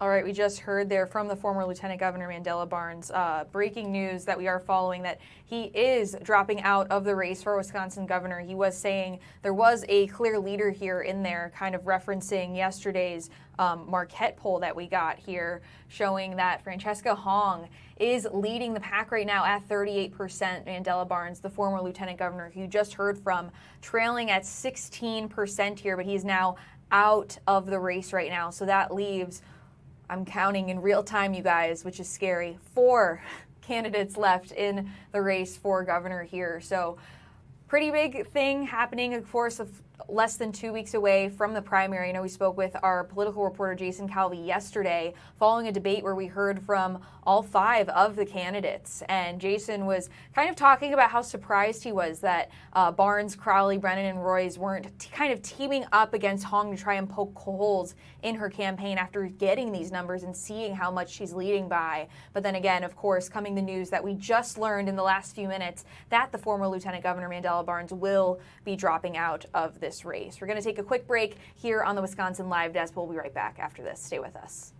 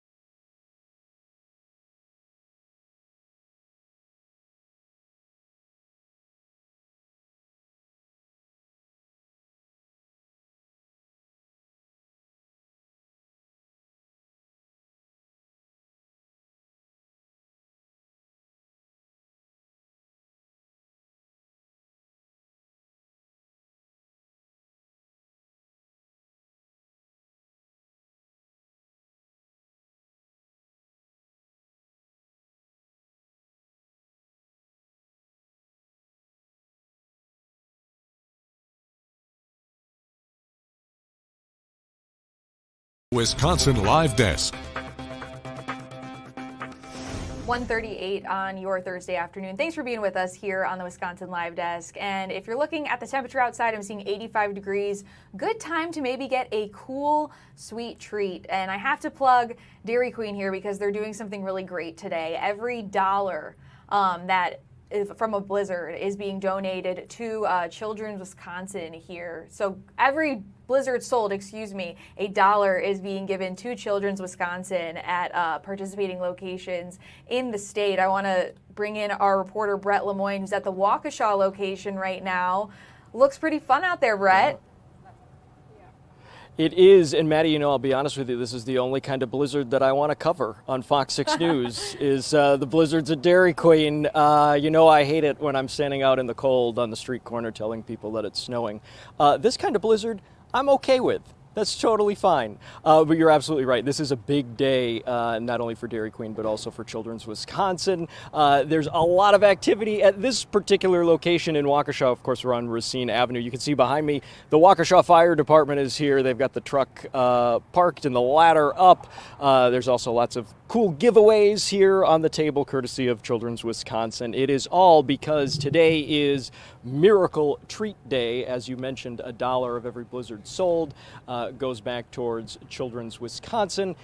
There is one young lady, Maddie, that I had interviewed 2 years ago who was just an absolute joy, just a beautiful young girl inside and out. Her name was Mary Schroeder. And she, at the time, had just started her treatment for leukemia, and sadly, she was in treatment for 800 days. It was 2.5 years that she was in treatment. We're thrilled to say that as of January, Mary is now in remission. She was supposed to be here today. Unfortunately, she has a slight fever that is keeping her at home. I just spoke with her on the telephone. She was very sad that she couldn't be here. But we have the next best thing here. Her dad, Mark. Mark, thank you so much for joining us. Mary, I was just telling Maddie, our host, just an extraordinary young girl. You know that, obviously, being her dad. What has the last 2.5 years been like for you and your family? Cancer treatment and cancer through Children's Hospital is something that we had very little knowledge of originally. We kind of get what the whole thing is now, and that's why we try to do our best to try to give back as much as what we possibly can. The treatment that we received at Children's was unbelievable. To have the doctors and the staff and everybody else just local around the area is just unbelievable, and the amount of attention and care that they give and all the people that work there are just amazing. So our experience has been one of ups and downs, just like today. It kind of comes with the territory. There's ups and there's downs. But Mary's been in really good spirits and been able to get out and promote Children's Hospital and Children's Miracle Network in particular with a lot of the different things that she's been a part of as Children's Ambassador for this year. So and she rang her bell in January, which was a huge moment for her. But I understand Dairy Queen also is one of her favorite places. Yes. So after treatments, Mary underwent over 20 spinal taps throughout the 800 days of treatments and things like that. So as rewards on the way home from kind of a not so great day at the hospital, blizzards and Dairy Queen was definitely something that we would try to hit up on the way home as a special little treat. And so the blizzards and the different meals that they have was always something that she really looked forward to, because the hospital really can't compete with ice cream and everything else like that. No, especially not cotton candy blizzards. My goodness, cotton candy blizzards are her favorite. We've spoken over the years through Mary's treatments. What's remarkable is the support that you've gotten too, not only from the community but from your employer, the Waukesha Fire Department. What does that mean to you? Having the fire department basically as what Mary calls our fire family and our fire team, and to have everybody here, if you pan the camera around, there's a bunch of guys sitting behind eating blizzards, doing everything else, get them on TV as well. So it's unbelievable to have the support from everybody and from the city itself and our staff and our chiefs and everybody else, just to be going through as much as they can and as much as they can share that burden between everybody. It's been amazing to to be able to stay here and work and feel like everybody is just as much of a part of her treatment as everything else can be. So. This has also had an impact on Mary in the sense that she now wants to get into the healthcare field. Yes. She's only 10, but she's got her eyes set on a career in nursing, correct? Yes. Throughout all of the different treatments and everything else, Mary has seen the impact of what somebody really dedicated to their job and just being empathetic with what's going on. So Mary says that she wants to take care of babies and help out with babies. So she definitely has a future in healthcare in some way. And one of the biggest impacts that we would have is that when we were in hospital and we were getting treatments and things like that, some of the staff that would share their story with us of the stuff that they've gone through, and to see how their treatment has impacted their lives, and then that continuing education and just that empathy going through there. So Sure. Yeah. it's been really neat. Yeah, it's amazing. I mean, cancer affects so many people, not just the individual going through it, and you've had such a wonderful support system, and we're so thrilled that Mary is doing well. Sadly, she's just got the slight fever today that's got to keep her at home, but she's doing well, and that's the important thing. Yes. And again, remission, which is fantastic. You said she's going to still have to go for a couple years to go through some more testing just to be sure. Yep, so for the next 2 years, she goes once a month to go get checked out. So that's the remission part of it, and the care team that we have does a great job. They've already started introducing some of the what's called survivorship. So for 2 years, we go in for remission testing, and then after that, for the next 5 years, we do survivorship testing and everything else. And a lot of the treatments that she's had have long-lasting effects on just her life as, in general, and what her day-to-day stuff is. So they're always going to be monitoring and checking her out, but as much as what support that we can get from the hospital and everything else, they've been there through every little step of it, and including all the stuff that's going on through children's. One of the things that really boosted Mary's spirits when we were in the hospital was some of the different therapies that were offered through art therapy and music therapy, and that funding is specifically covered by what we're doing today with Children's Miracle Network. Is those auxiliary treatments and those auxiliary things that meant everything to Mary, being in the hospital for weeks on end and not feeling good, and having a bunch of medicine that doesn't make her feel good. To be able to have those people come in, and the child life people there, just to make her day better, was amazing. And that's one of the biggest reasons why we try to give back as much as what we can, because those people had a huge impact on her mental health as well. Sure. So, well, she's a strong little girl, if I remember correctly, nicknamed Little Bear, right? So Mayor Bear, yep. Mayor Bear. Well, Mark, thank you so much. We're so glad to have that update for Mary, and to be able to tell you all about the wonderful things that are available here, including, look at this. You think this would fit me? I think it probably would. They offered additional sizes, but I think the child size is probably going to get. You know what, Maddie? Because they've got a lot of Superman stuff here, and I don't know if you know this, but I'm a huge Superman fan. Alex, can you cape me?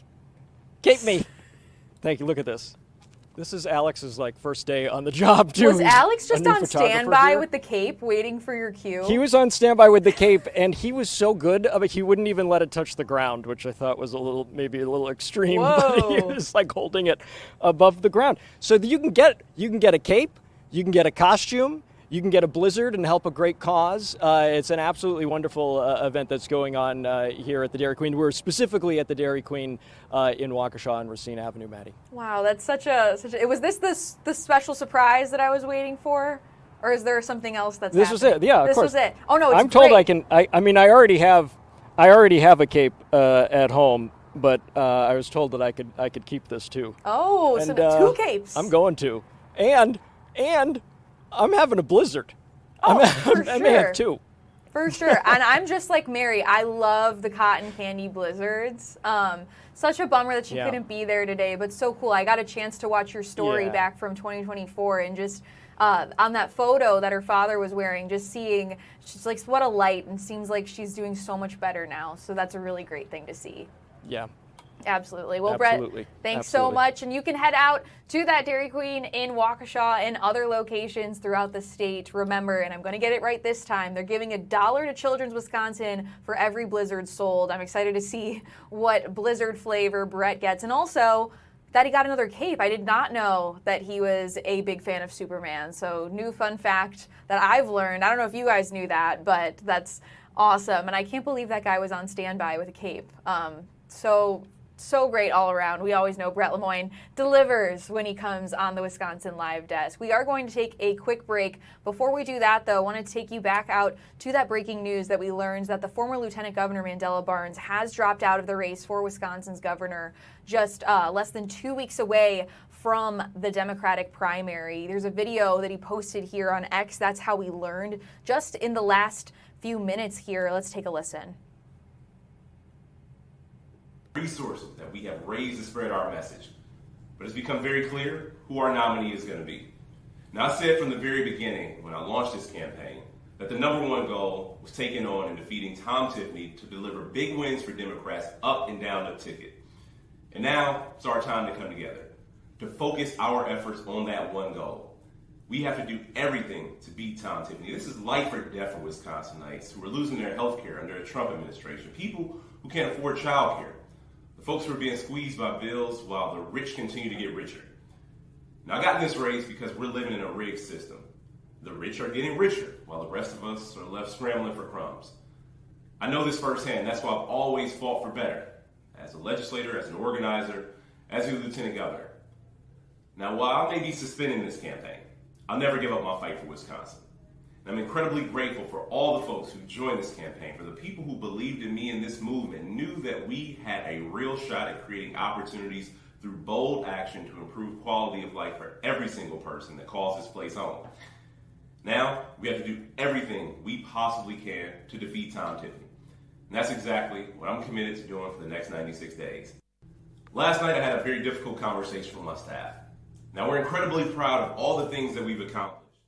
And we just heard there from the former Lieutenant Governor, breaking news that he is dropping out of the race just less than 2 weeks away from the Democratic primary. Again, he was referencing there that poll, the Marquette Law School poll that dropped yesterday with the new numbers showing that Francesca Hong is leading by a sizable amount here, 38%. Mandela Barnes just behind her at 16. This now leaves 4 people left in the race for Wisconsin's governor, including David Crowley, Joel Brennan, Kelder Roys, and then, of course, Francesca Hong, who is leading, as we were saying. We have contacted Mordecai Lee. He's a professor at UW Milwaukee. Will be joining us in just a little bit here to kind of break down what this means as we do head into that primary on August 11th. I'm going to take a quick break here on the Wisconsin Live Desk. We'll be right back in 2 minutes. Stay with us.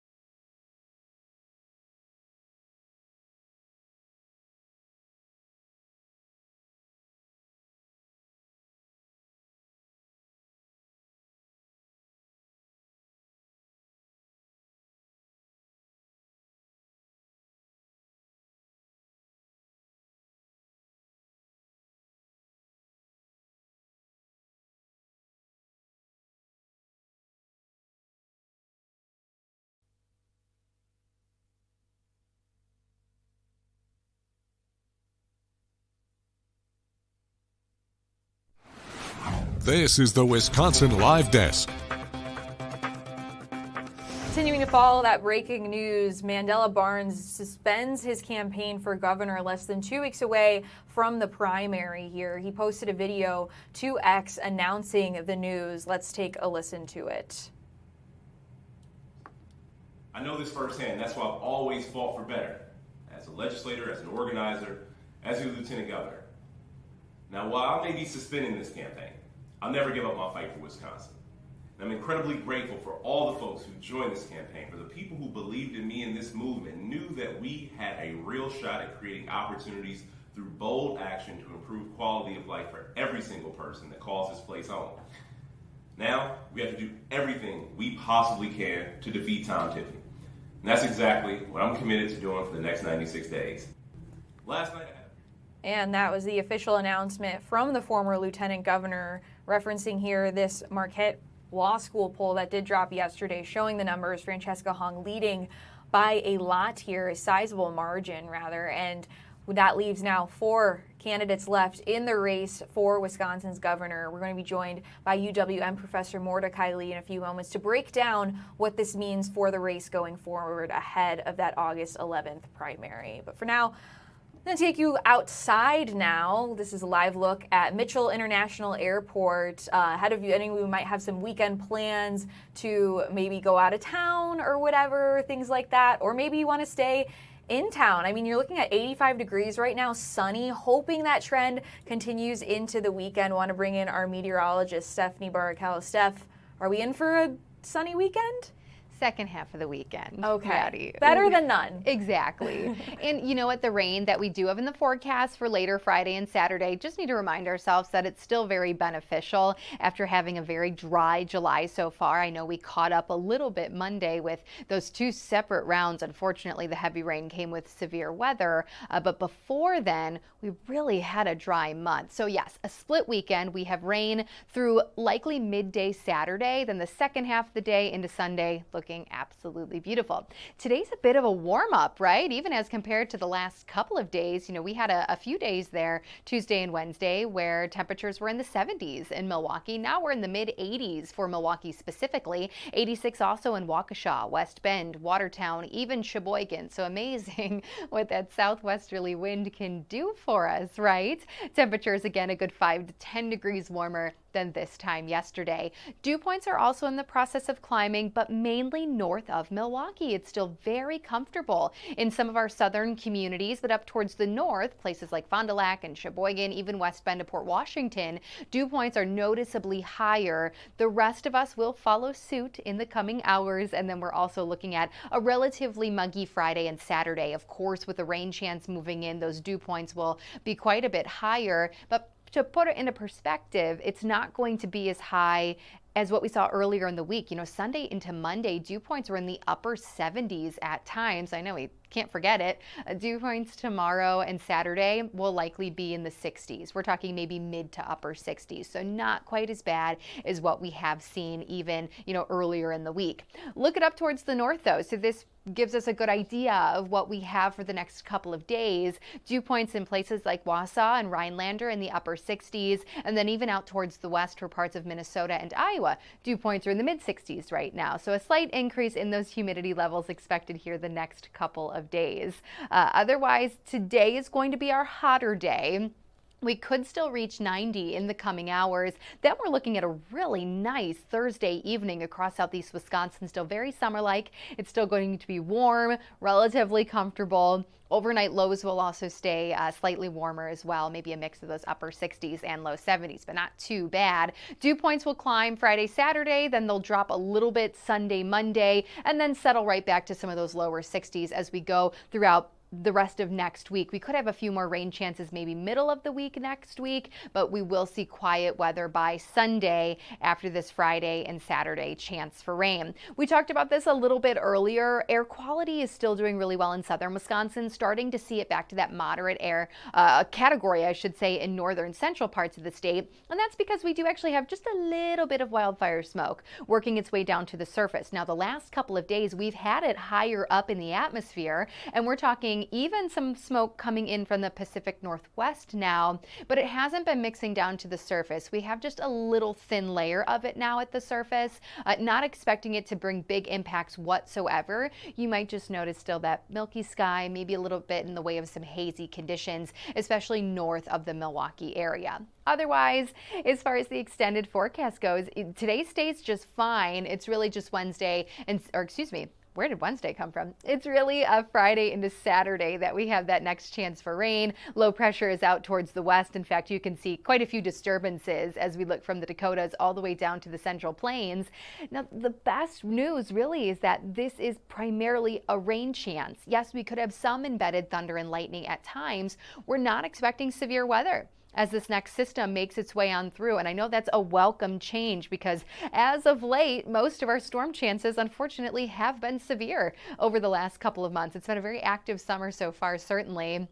So from here, still expecting quiet conditions for the rest of today. Warm a little bit on the muggy side. Friday morning still looks dry, increase in cloud cover, so the morning commute just fine. But once we hit those midday and early afternoon hours, we'll start to see some of these showers building on in. I do think the steadiest rain will be overnight into Saturday morning. And then by midday Saturday, we'll really start to see this rain winding down. And we may even luck out and have a few peaks of sunshine after that rain completely clears our area for Saturday afternoon and early evening. And then Sunday, we are essentially back to full sunshine. But Maddie, welcome rain. I know it doesn't come at the greatest timing because I do think it's going to impact Friday evening plans to start your weekend, but Saturday evening plans, and then again, all of Sunday looking just fine. And those temperatures after the heat today, we'll be back to normal and then actually a bit below normal in the 70s for Saturday and Sunday. Well, honestly, I'm okay with an excuse to stay in tomorrow. I feel like it's been a long week here, but excited for the rest of the weekend when we do finally see that sunshine stuff. Thanks. All right, we do want to follow some breaking news, some new developments. We are hearing from one of the candidates still in the race for Wisconsin governor following the news that the former Lieutenant Governor Mandela Barnes is dropping out. This is a statement just sent to us in our newsroom by Joel Brennan saying it's unfortunate for voters that this primary has gotten more attention for chaos than the stakes of this election. From the start of this campaign, my focus has been on the families, workers, businesses, and communities being squeezed by the chaos out of Washington.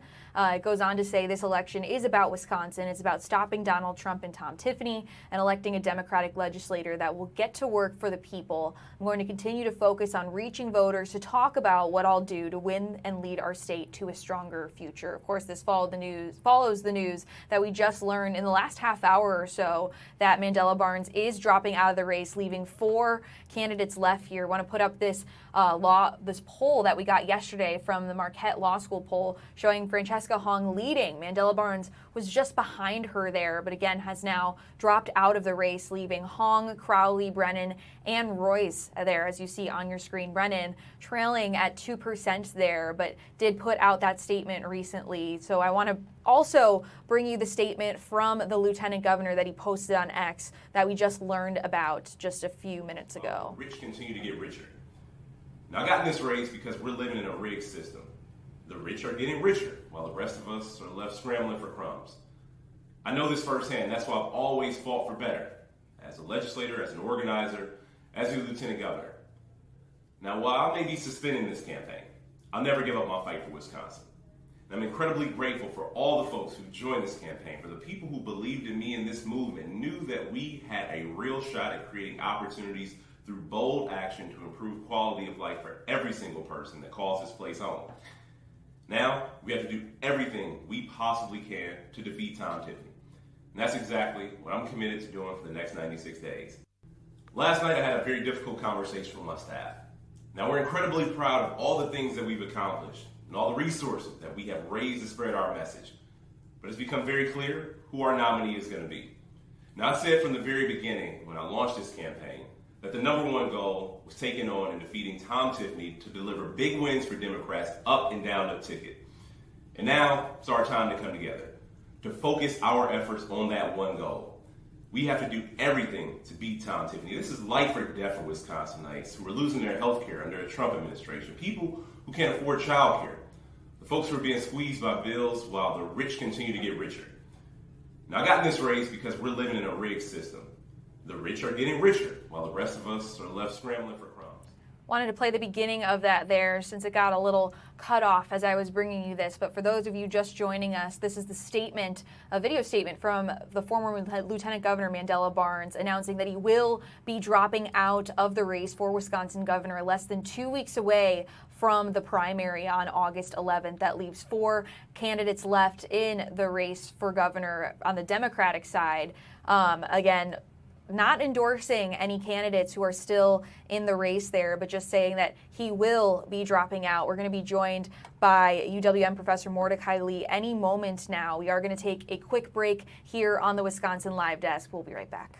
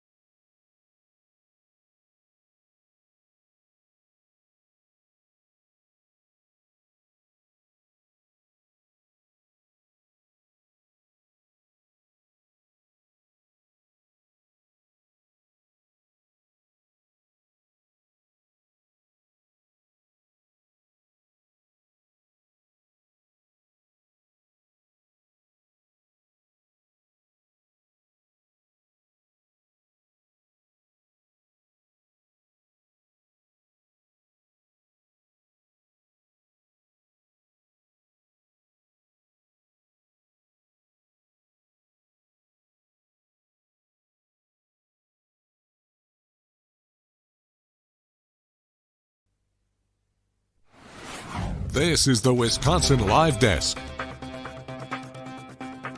Top of the 2 o'clock hour here. We're following some breaking news here on the Wisconsin Live Desk. We've learned former Lieutenant Governor Mandela Barnes has dropped out in the race for Wisconsin governor. As if I feel like the race couldn't get any crazier here. It's been a whirlwind of a few weeks here as we track this race and the new developments. Want to bring in Mordecai Lee, UWM professor. Mordecai, first, your reaction to hearing this news. Well, I suppose it was logical. You might expect that somebody who was polling even lower than he was would have dropped out today. But I think what he said was, better to walk out with my head held high rather than go down and never have another chance to fight again. He wasn't doing that well in the polls, but he wasn't doing that badly. You know, he was coming in second relatively consistently ever since Marquette started polling for this race. I guess what this is telling us is not only that now the voters have less choice, but it's telling us that polling and fundraising have gotten so important that a person can lose an election even before the election. In other words, relying on the polling, looking at how his fundraising is doing, he just said, okay, I get the message, I'm out of here. And not that he wanted to. I mean, this guy's been running for the last year full time. So we're really seeing the fluidity of politics. Yeah, and I want to play that statement. I know I said that I would play it in full for you here, but this is what he just announced on X right now. Let's play that video for you guys. I had a very difficult conversation with my staff. Now, we're incredibly proud of all the things that we've accomplished and all the resources that we have raised to spread our message. But it's become very clear who our nominee is going to be. Now, I said from the very beginning when I launched this campaign that the number one goal was taking on and defeating Tom Tiffany to deliver big wins for Democrats up and down the ticket. And now it's our time to come together, to focus our efforts on that one goal. We have to do everything to beat Tom Tiffany. This is life or death for Wisconsinites who are losing their health care under a Trump administration, people who can't afford child care, the folks who are being squeezed by bills while the rich continue to get richer. Now, I got in this race because we're living in a rigged system. The rich are getting richer, while the rest of us are left scrambling for crumbs. I know this firsthand. That's why I've always fought for better, as a legislator, as an organizer, as a lieutenant governor. Now, while I may be suspending this campaign, I'll never give up my fight for Wisconsin. And I'm incredibly grateful for all the folks who joined this campaign, for the people who believed in me and this movement, knew that we had a real shot at creating opportunities through bold action to improve quality of life for every single person that calls this place home. Now, we have to do everything we possibly can to defeat Tom Tiffany.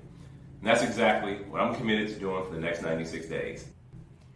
And Mordecai, we've been playing this here on the Wisconsin Live Desk, and I feel like a lot of people were asking the same question I was, is waiting to see if he would endorse another candidate. Does it surprise you that he hasn't yet? You know, Wisconsin politics has gotten so crazy that one can't be surprised about anything. But I think you're right, Maddie. When we talk about the two people who withdrew from the race, one of them was Crowley, later coming back in. When they withdrew from the race, they endorsed somebody else, at the time, Lieutenant Governor Sarah Rodriguez. So you might say that it's surprising that he didn't follow that precedent. But I think he might be thinking that the race is now coming down to just a handful of people, that endorsing anybody would not be a benefit, in particular to the voters. And I think the voters benefit from him not sort of laying hands on, his blessed successor, but rather that he's just saying to the voters, here's what I stood for. If you find another candidate who you think is similar to why you were supporting me, then please go ahead and vote for them. And I know you had brought up the Marquette poll that we saw with the numbers here. Barnes was in second to Hong, and I know you had mentioned too that, maybe you were surprised that candidates who had seen even smaller percentages here weren't the ones who decided to drop out. Do you expect this race to get even smaller? I do, but my score for predictions is pretty bad, as everybody in the newsroom will tell you. I think that it's a very difficult day, not just for the former lieutenant governor, but for Joel Brennan and for State Senator Kelda Roys, because they were doing even worse in the polls than Mandela Barnes. He was in second place all year. It's just he seemed to not be able to break out of the teens. Now, if this were to happen, I think it then comes down to a really clear, clean race between Francesca Hong as a socialist, sort of a far-left Democrat, and then between County Executive Crowley as a kind of a moderate liberal, middle-of-the-road, endorsed by Governor Evers. That might add some clarity to the race. In other words, a real binary choice. And I wouldn't be surprised if the voters benefit from it, because ultimately, I think the Democrats benefit by having one candidate who wins this primary by a substantial enough support from the voters that they can say, I'm reflecting what the majority of Wisconsin Democrats want, as opposed to, can you imagine what it would have been like with 6 people in the race? I represent 25% of the people who wanted me to be a nominee. So having a clean selection is very much in the interest of the party. And when we take a look at those numbers again, can't ignore the 34% undecided. With all of the turmoil, I guess, is kind of the only way to describe it over the past month. I mean, you had Sarah Rodriguez dropping out and then firing her campaign manager. Well, David Crowley dropping out, Sarah Rodriguez firing her campaign manager and then dropping out, and then Crowley back in the race now. Do you think this is going to affect voters' trust or like the decision making as they head into that August 11th primary? You know, I really like, Maddie, that you showed that about 34% of the people answered the poll, the most recent poll, and saying they're undecided. In one respect, I think that just reflects plain old Wisconsinites, that we take our time and we don't let anybody rush us. But it also is an indication that they were sort of fluid, that nobody had really turned them on. Nobody had the sex appeal for them to make the choice. So now that the race is more clear, I wouldn't be surprised if the 34% starts dropping as we get closer to the election. And for those people who were undecided, they now have a much cleaner selection between a Democratic socialist and somebody endorsed by the governor. And frankly, I think choices are good. I don't think we can make a supposition that one of those two for sure is going to go down in flames in November, and the other one for sure is going to win. Because ultimately, the Wisconsin electorate is so divided, and we've had so many close races, that I don't think it matters to Tom Tiffany who his opponent is, and I don't think it'll matter to the voters if his opponent is Francesca Hong or is David Crowley. It ultimately in November will come down to being, who do I want to see in the governor's chair for the next 4 years? When we look at what's happened in the race over the past month or so, is this typical for the race for Wisconsin governor? Or is this something in your years that you feel like you've never seen before? Okay, now you're making me feel like a grandpa. Not in that way, just because of your seasoned expertise, Mordecai. Oh, you're a good diplomat. Indeed, I've been following Wisconsin politics since I was an undergrad at Madison in the late 60s. And I have to tell you that what's happened in the last month in this race, in my experience, is absolutely unprecedented. I've never seen anything as fluid and as changing as this. And maybe it reflects our times in the sense that it's a kind of a hurry up kind of culture and things happening fast. Maybe it's the impact of polling getting better or fundraising getting more important, or being able to afford enough TV advertising. All these trends have coalesced to the point that we have unstable politics, at least up to now. I suspect that they'll be pretty stable between the primary on August 11th and the November election. And looking ahead to the next few weeks, what are you going to be looking out for to see any more developments before we head into that primary? You know, the way to find out is by watching TV. That's sort of an odd thing for a professor to say.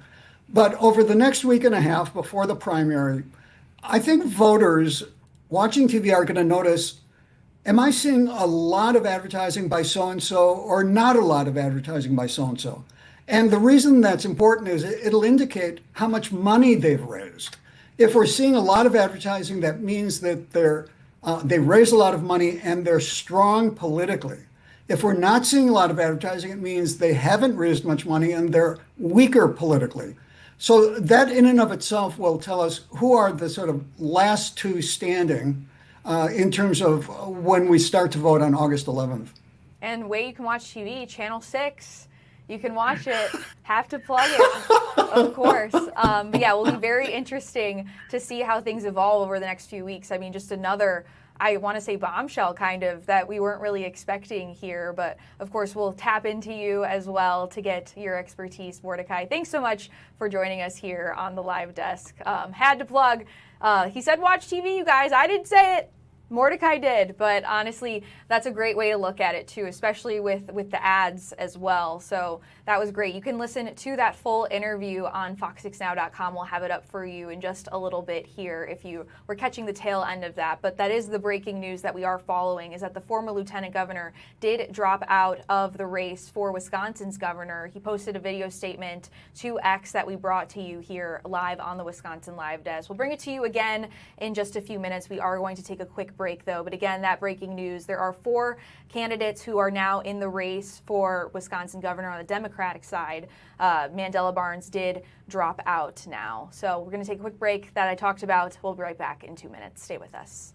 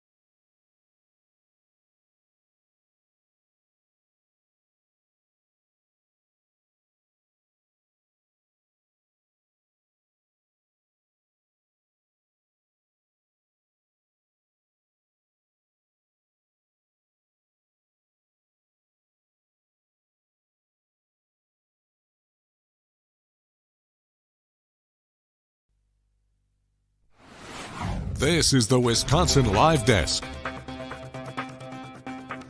2:20 on your Thursday afternoon, and it has been nothing short of a busy one. Let's give you a live look outside right now. This is from our downtown camera. Just taking a look down the avenue here. 86 degrees, gorgeous day outside, and we were told by our meteorologist Stephanie Barkell to enjoy it while you can tonight. We are expecting some rain later tomorrow night, but the good news is that we need it. We are seeing some drought conditions here, so hopefully that rain will bring us out of that area. And I was saying it was busy because we are following some breaking news. We know that former Lieutenant Governor Mandela Barnes has dropped out of the race for Wisconsin governor. I want to play you the statement that he posted on X just about an hour ago about why he was dropping out. A very difficult conversation for us to have. Now, we're incredibly proud of all the things that we've accomplished and all the resources that we have raised to spread our message. But it's become very clear who our nominee is going to be. Now, I said from the very beginning when I launched this campaign that the #1 goal was taking on and defeating Tom Tiffany to deliver big wins for Democrats up and down the ticket. And now it's our time to come together, to focus our efforts on that one goal. We have to do everything to beat Tom Tiffany. This is life or death for Wisconsinites who are losing their health care under a Trump administration, people who can't afford child care, the folks who are being squeezed by bills while the rich continue to get richer. Now, I got in this race because we're living in a rigged system. The rich are getting richer while the rest of us are left scrambling for crumbs. I know this firsthand. That's why I've always fought for better, as a legislator, as an organizer, as a lieutenant governor. Now, while I may be suspending this campaign, I'll never give up my fight for Wisconsin. And I'm incredibly grateful for all the folks who joined this campaign, for the people who believed in me and this movement, knew that we had a real shot at creating opportunities through bold action to improve quality of life for every single person that calls this place home.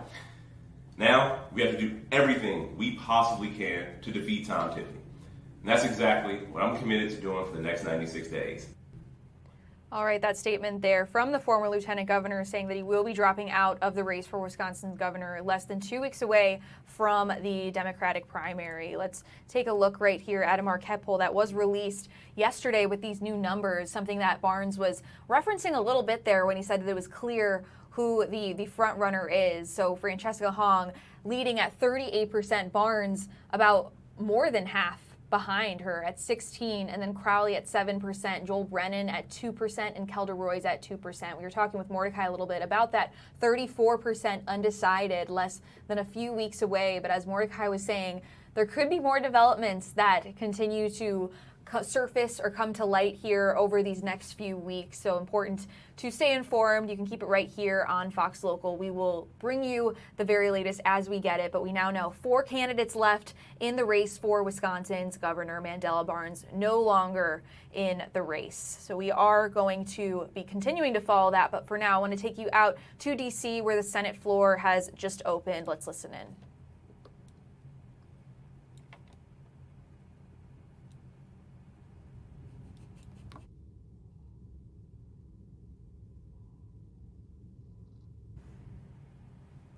And of course, as live TV works, right as I was about to take this, looks like stopped speaking here. So we are going to take a quick break here on the Wisconsin Live Desk, continuing to follow that breaking news, but we will be right back. Stay with us.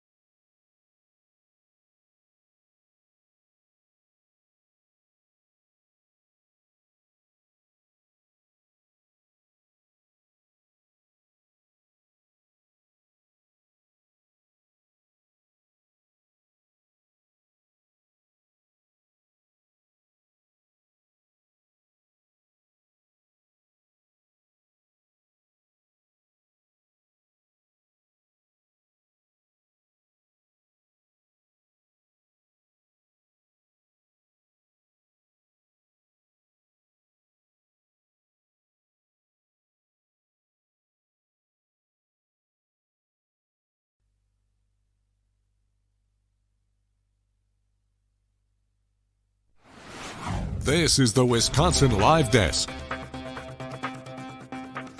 Got a few more minutes with you here on the Wisconsin Live Desk, and then Mary Stoker Smith's got you for the next hour, but then you'll have me back until Fox 6 News at 4. I want to give you a live look, or not live actually, but just some video that you see here. It looks like we are having some problems when I do take things full here, where you can kind of see me dissolved in the background here while we work to fix that. Just wanted to show you a bit of the damage that we're seeing out in Menasha right now. So this is after an EF3 tornado rolled through the area. It's now day 3 of cleanup there as people work to do damage assessments. They did begin today here. Let's take a look at what the City of Menasha police are saying, talking about them here as Mary comes in, getting ready to log in here. I'll actually let her take over right now, so I'll give you a live look right now instead at the Senate floor while Mary gets you logged in. She's got you for the next hour, and then I'll be back with you at 3:30. Thanks for joining me here on the Wisconsin Live Desk.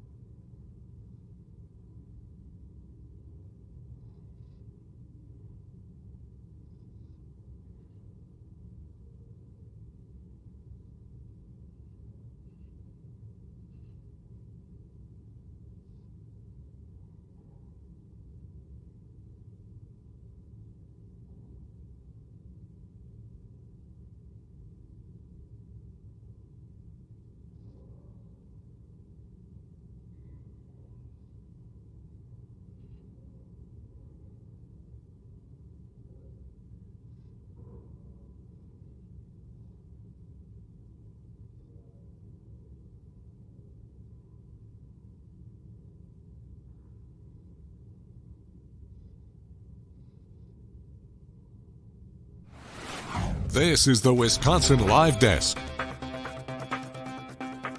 Welcome back to the Wisconsin Live Desk, everybody. Mary Stoker-Smith just taking over there for Maddie Stelk. We are awaiting word from Sam Kramer. He is standing by with some important information regarding a story that we brought you yesterday, a really heartbreaking story. We're going to be talking about the Milwaukee 911 call here in Milwaukee, obviously, and their delayed response to that 911 call from officials for an attack on a 99-year-old. And Sam Kramer has some information. We're going to be pulling him up in just a little bit. But the briefing, the background is, and a lot of you have been following the story. I've seen a lot of comments on social media. But for those of you who may not know, a Milwaukee resident was attacked in their home.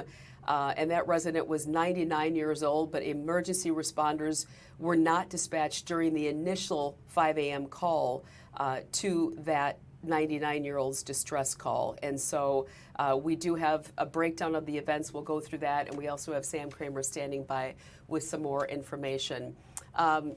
He should be around at some point, but in the meantime, what I'm going to do while I try to get him in place is just give you a look at the temperatures right now. We're going to come back to weather eventually, but let's just take a look at some of the shots around the area because it's been nice and sunny on this Thursday afternoon, and we're certainly looking at hopefully having a nice weekend ahead. A lot of you wanting to get out and about, and we certainly look at that in Sturgeon Bay, have beautiful weather, unlike the storms that we had just the other day.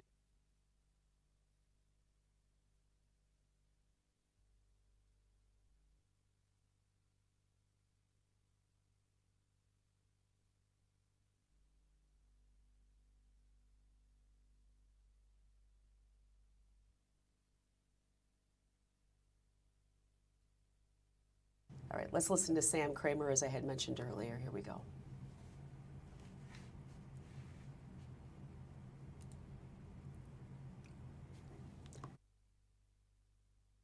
I think that, like you and some of your viewers and listeners, were disturbed by what happened, the audio that we heard, and we took actions to initiate an investigation. Because of that, we placed 2 of our employees on administrative leave pending the results of that investigation.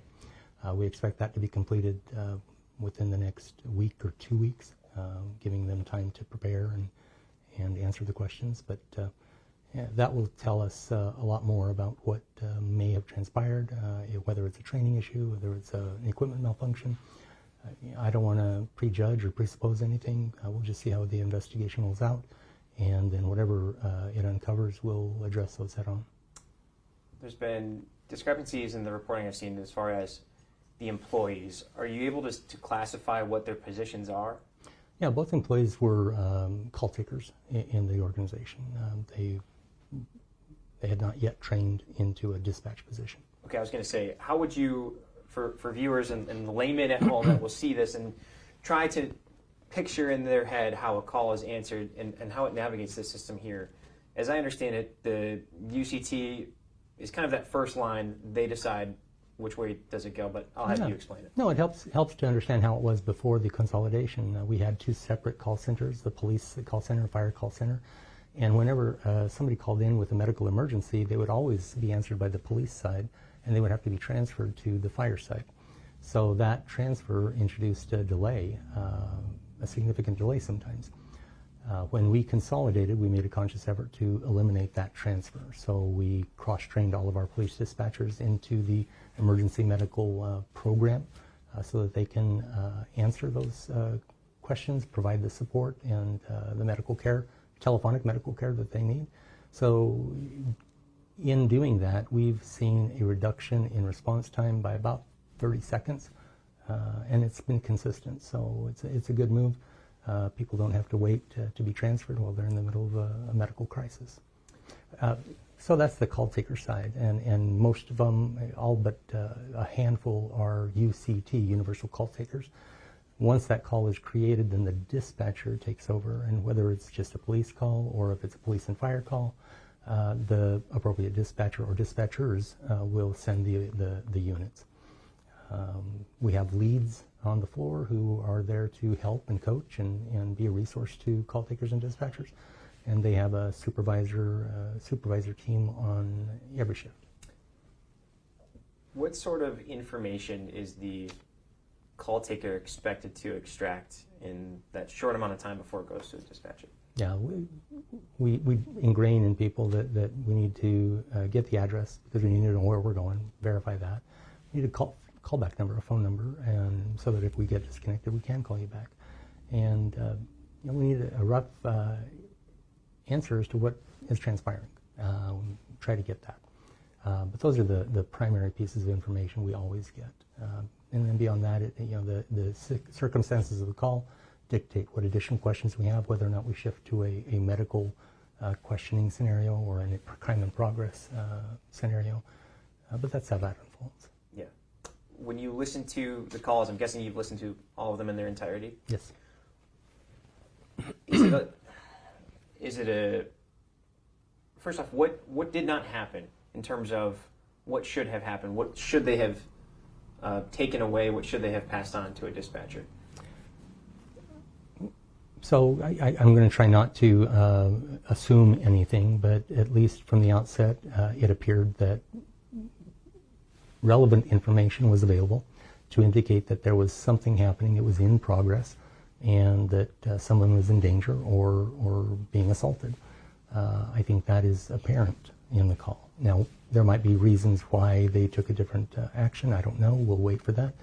But at least having that information, that should be pretty straightforward. That we can hear a call, we know that there's somebody presently in danger, and that call should have received a higher response, an immediate response, and immediate dispatch.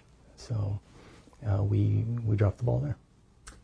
When, roughly, do you have any idea how often or what percentage of the calls that come in come from those third-party answering services? And does that add perhaps a level of complexity to this? It does. So we on average, we handle 2,000 calls per day in the center. So 2,000 people calling in for different reasons. Most of those are 911, so some kind of urgent matter. I'm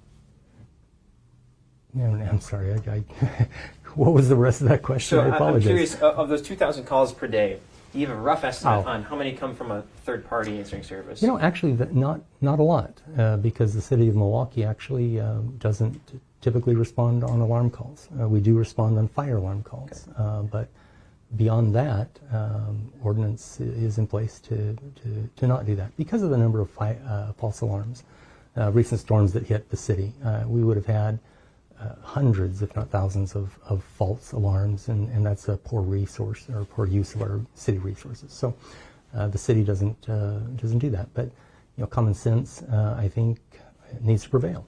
And if we hear an act of crime, whether or not it's something that we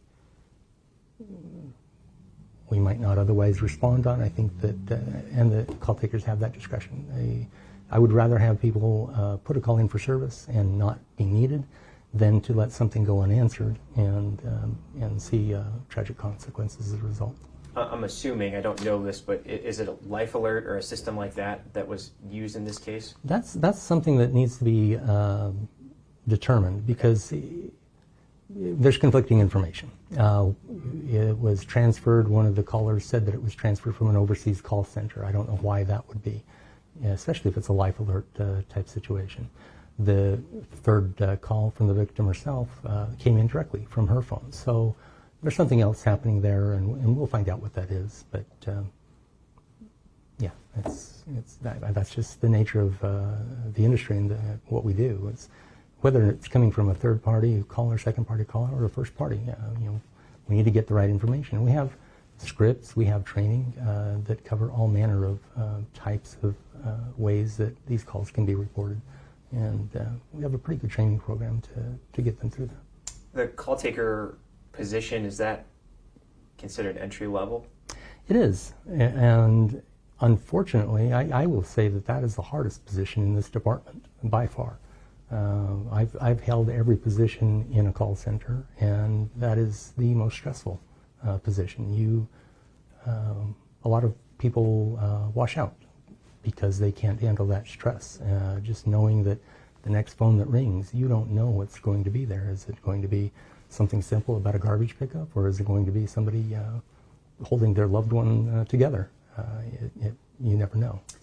Well, then to that I would ask, why is the most stressful job an entry-level position? Yeah, that's just the nature of the beast. There have been, within the industry, there's been attempts to start people out at a dispatch level.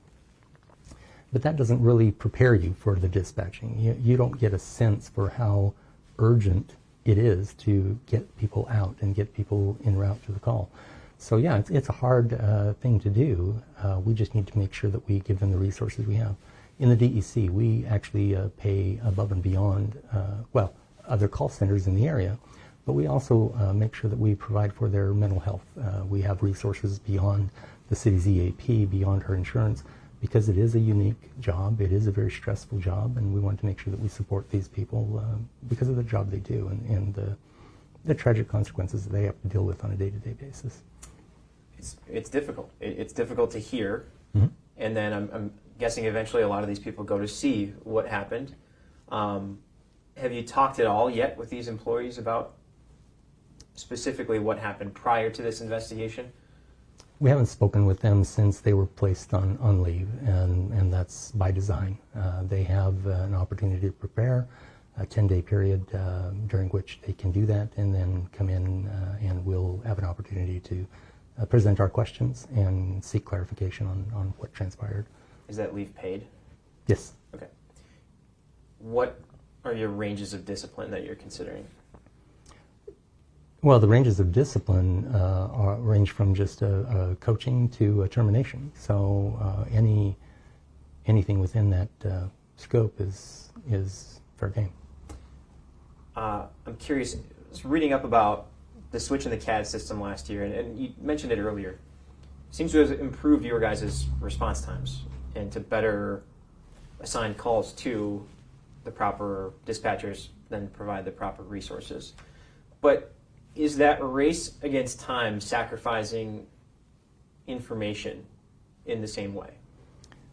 I'm going to say no, but it's also a balancing act. So we need to get as much information as we can early on in the call so that we can start the help on the way. One of the instructions, or at least the comments that we'll make to a caller, is that none of the questions we ask are going to delay the response, especially with the medical. So that we give that reassurance that I'm doing the call taking, but somebody else is taking care of getting units en route. Maybe two other dispatchers, police and the medical unit en route. So we train to provide that information so that they're aware that it's not just a series of questions and then they get a response. We're doing it all at once. So I'm not sure if that helps. On this call specifically, it initially comes in as a welfare check. Is that correct? It is initially coded as a welfare check. That's correct. Okay. How does that differ from, I'm guessing, what it should have been in terms of a break-in battery situation? So we're talking about the system we have is set up with priorities from 0 to 9. 0, 1, and 2 are high priority calls requiring an immediate dispatch. The welfare check, or check the welfare of an individual, could cover any number of things. Might be somebody in the street that doesn't appear to be well. Could be somebody that hasn't heard from a neighbor in a while and we want them to go check on them. This one was coded as a welfare check initially, and it's a priority 3. So not requiring an emergency or immediate response, but very close to that. Correct. Yeah. Was there enough information on either of those first 2 calls to elevate it? And how do call takers go about elevating? Well, that's again something that we will be looking at, because there are opportunities for a call taker to elevate the priority, for the dispatcher to elevate the priority. There's also the opportunity for a field unit, an officer in their car or at their desk to see the call and decide to respond, or for a supervisor to say that kick that out or redeploy resources. So there's a number of opportunities for anybody to increase that priority level, but in this case, and for my department, the call taker could have upgraded the priority, could have used a different call type to increase the response. So yeah. And back to the employees. So is it call takers that handled the first 2 calls? There were 2 different calls, yes. Yeah, so call taker A takes the first call, the service calls back again a short time after. Call taker B takes that second call. Yes. Those are the 2. Yes. Did they collaborate at all? I don't know that. Okay. I can't speak to that. Do you guys have records of that? We have the call record. We can certainly tell who entered it. Whether or not they had a side conversation that's not recorded, I can't speak to that. Understood. What sort of training do call takers actually receive and go through before they begin receiving those calls? They have an 8 to 10 week training program. It includes basic CAD, the computer-aided dispatch system. It includes calling and questions. How do you process every type of call we have, from a vehicle burglary to a welfare check to a battery. It also now includes the medical dispatch. There's a week of intensive medical training to get them up to speed on how to navigate the protocols and what medical questions and instructions to give. And at the end of that medical training, they need to pass a test. And in today's world, in the DEC, if you don't certify as an EMD, we have to let you go, because that's the future of this organization. We want everybody to be a UCT. That means one call, one stop shop for anybody who calls 911. So yeah, we have a rigorous training program. In fact, we have follow-up programs. We have people going through refresher training as we speak. We're pulling our fire dispatchers and our UCTs to just go over what's the latest and greatest. What problems have we seen in the field, or have we encountered in dispatch that we need to impart to them, remind them not to do or to do differently. So there's a rigorous and ongoing training for our personnel. How often does that happen? Not often enough. We tried to do quarterly, which is what we started doing, but it just, because of the number of people that needed to be trained in a UCT, we couldn't accommodate that scope of training and provide the quarterly trainings. Right now it happens twice a year, but I want to increase that to 3 times per year, where we do a refresher training or some kind of in-service training for all of our call takers and dispatchers. The information that you know on this call, and again, I understand that you haven't completed the investigation, so certainly there's information that you don't have yet. But the way that it was handled, both of those calls initially were handled not elevated. When members of the public listen to those calls, I think the first reaction, if it's not frustration or just disappointment, is how it seems like all the information is there. How does that not happen? I guess I'm curious, my question being from a call classification point or policy on what's considered a welfare check versus, again, a battery or a break-in. Is battery the right term here? It is the right term in this case. So I guess for the boxes to check for it to be battery, was everything there?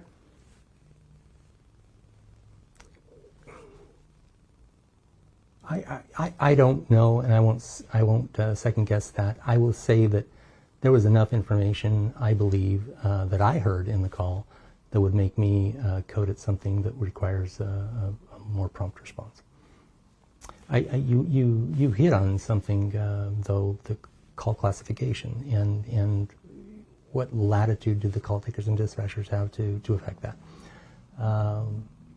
And I don't want to diminish anything that the victim is going through, but just as an example, a battery is a battery that happened in the past, that suspect is not on scene, and that is not created as a 0, 1, or 2 priority, a high priority, because the suspect's not on scene. The call taker, the third call taker, knew that and coded it differently. Rather than straight on what the facts are, that it's a battery, no suspect on scene, she recognized that there was an issue there, and she made sure that it was coded appropriately, that it got an immediate response. But again, if we're sticking by the rules and what we're treating everything equal and check boxes to check, it wouldn't have gotten that response. But because of the training she has, because she recognized the caller's situation, she was able to navigate that adeptly. So what do you know off, are you able to share off the top of your head, what are the boxes to check the qualifications for a battery? I'm just saying, even if we just get 2, there's a battery in progress and a battery. Battery in progress, the suspect is on scene, it's immediate response. A battery is no suspect on scene, it's a priority 3. So okay. Just that minute difference changes the flavor of the call for everybody. And that's true for a number of our different calls. We have to code them correctly from the outset to make sure that we get the right response. And if one piece of that puzzle isn't addressed correctly, then it has ripple effects. So which I'd follow, are the codes you have proper for the situations that happen, or do they need to be reclassified? No, that's a valid question. That's something that we will be digging into. I don't want to say that what we're doing is right. We should always be questioning what we're doing, make sure that it's appropriate. It could be that we have too many classifications, and we need to strip it down to just a couple for a battery. Remove those distinctions so that it's simpler to navigate. I don't know what that answer is. I'll rely on the investigation to roll forward, and we'll see what comes out of it. I am expecting that we will have some kind of post-mortem on this and do a deep dive into how we can fix this and make it better. You leading this investigation? I am not. It's been delegated to an operations manager to do that. Okay. To go back to training, knowing what you know about the curriculum, is there enough training for the complexity of calls and I guess I'll just end that question there. Yeah, I think we have there are a number of ECCs, emergency communication centers across the country, and we pull from any one of them. We're in the process of reviewing our training curriculum, actually, and this happened before this incident, where we want to make sure that we're aligned with industry best practices. So we're going to enter a program that comes in and evaluates that, and you know, it's a quality check on that. It's not because of something bad that's happened. It's something that I believe we need to do on a regular basis. We're doing that with accreditation. We want to be CALIA accredited. Again, it's an outside independent entity saying, yes, you're doing this according to industry standards. We've done that with the EMT program, our medical dispatch. We want to be accredited because there's that stamp of approval. I think it's always good to evaluate where you are, what you're doing, and adjust course if things aren't the way they should be. Curious, how does this elevate to your desk and the decision to launch an investigation here? Yeah, I think that this would have resulted in an investigation even without me. I think that it is apparent that there was something not right with the call.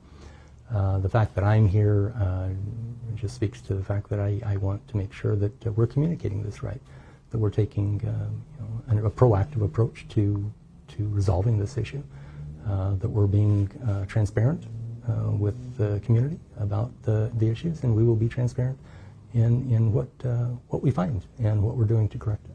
Have you spoken to the victim at all? I haven't. Do you plan to? I would love to, but I don't want that to be part of the story. But I mean that I have elderly family members. I have my grandmother.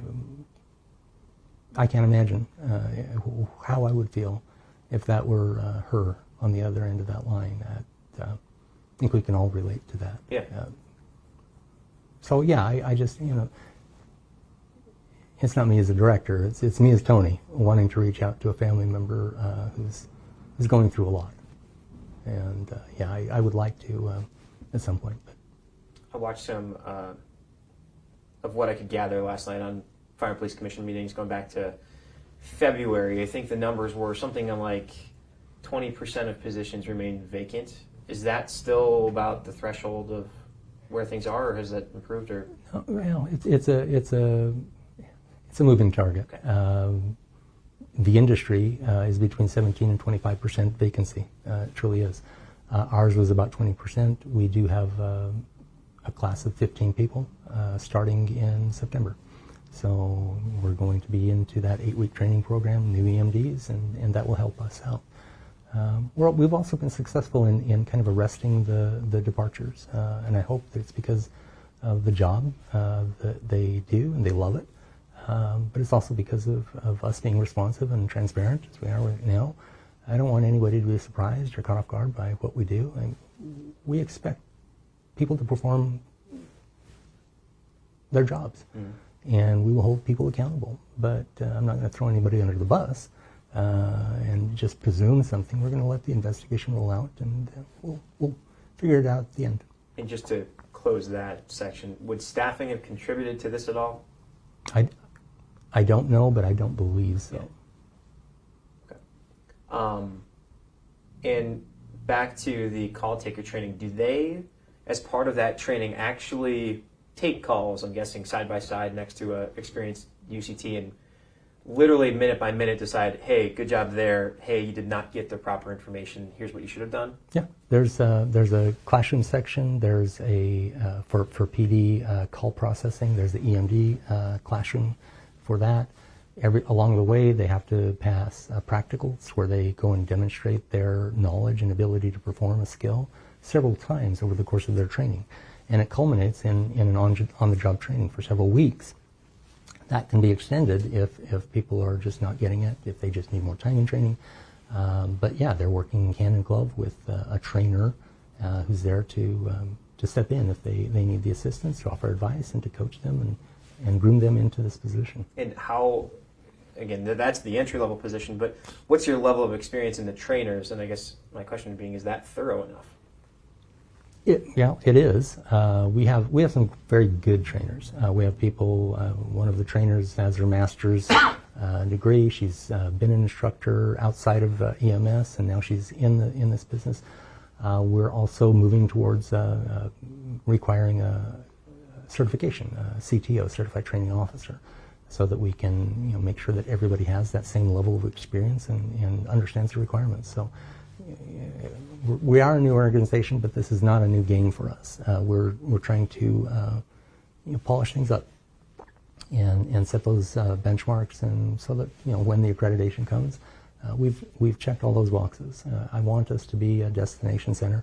I want us to be the best in the region, and we can be that. I think we have the right people to do that. Lastly, I would say, you mentioned earlier when those call takers are taking calls, they're assuring whoever's on the other line, help is coming. I'm just trying to get more information. In this case, help did not come for several hours until after she was already beaten. And to hear her on the other end, I think is audio that a lot of people will hold on to for a long time. Why should members of this community, whether they're 99, 59, 19, trust that their calls for help here are going to be answered appropriately? I would say that we answer approximately 2,000 calls per day, and day in and day out we go without incident. There are some minor issues. This one is not a minor issue, and I hope that the community understands that calling 911 is a benefit. 2,000 calls are handled. We get people where they need to go, and when mistakes happen or when we fall short, we're going to address that. But I hope that the community understands that we will handle these things transparently, and we'll own up to problems, and we will commit to fixing those problems because we're part of the community. We want to make sure that people feel safe, and that's just our job, and we will take care of it. Guessing that's how you view being able to rebuild trust as well as transparency is going to be the key. Absolutely. In any case, whether it's with the community, with my staff, with my family, they need to know from me and know my heart, because I'm committed to this. I am invested. This is my profession. This is my calling, if you would. So I'm not going to rest on my laurels and just let the time pass by. We're going to fix this. We're going to make this center the best in the region. We're going to receive a national award because of some of the things we've done. So we're on the right track, and we are doing good. I just, we will get through this. We will learn from this, and we will make our center even better as a result. I think that's about all I have. Is there anything else that you want to touch on that I didn't ask about, or? No. I think that was a fair question about the community and trust. And again, I do hope that this transparency and how we handle that straight on, not deflecting, not obfuscating. That's just our practice, and that's how we intend to continue business at the DEC. Copy that. Sounds good. All right. Thank you. Thank you. Appreciate it. No, you bet.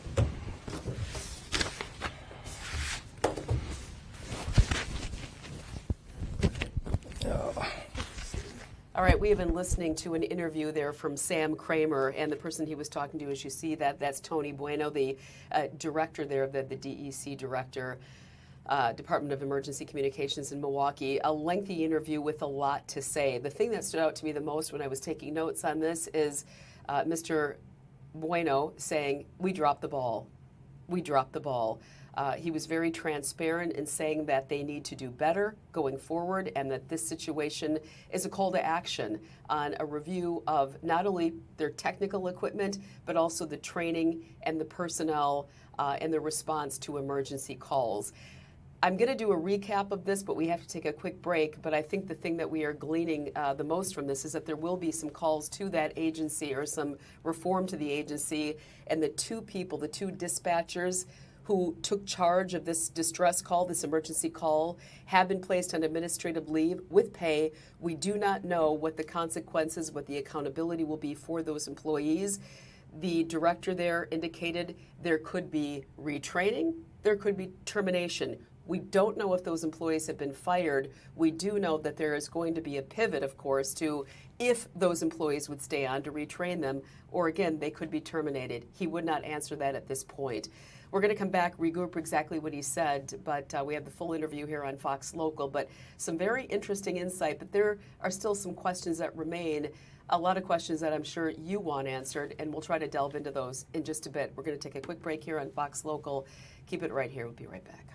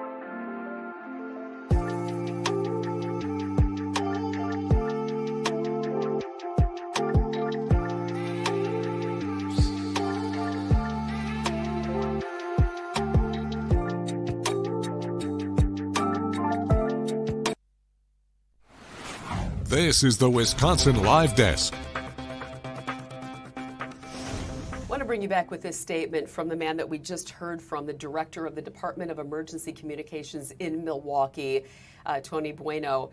This is what he said yesterday. We are deeply concerned about what this resident experienced and about the length of time that passed before emergency responders were dispatched.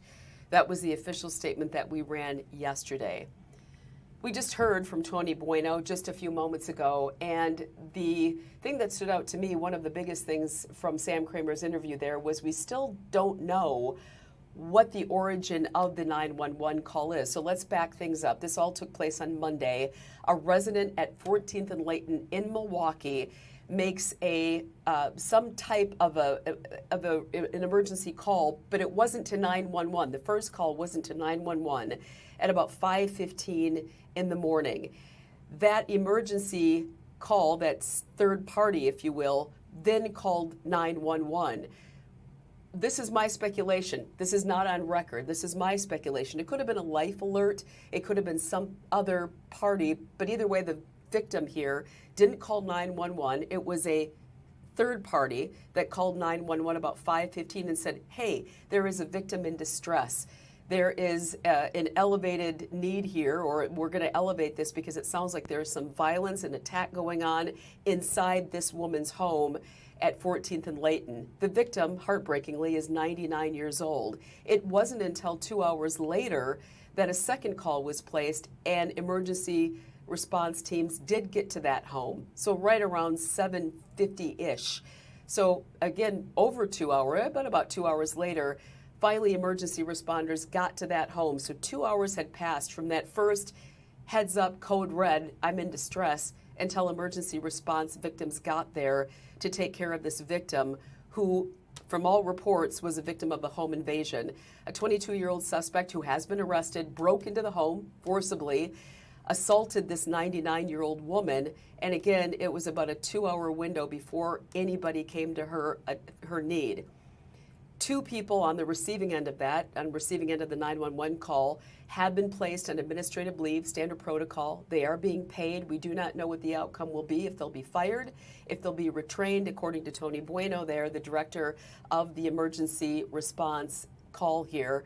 He is saying we don't know what the outcome is going to be right now. We are evaluating all the calls and everything that took place.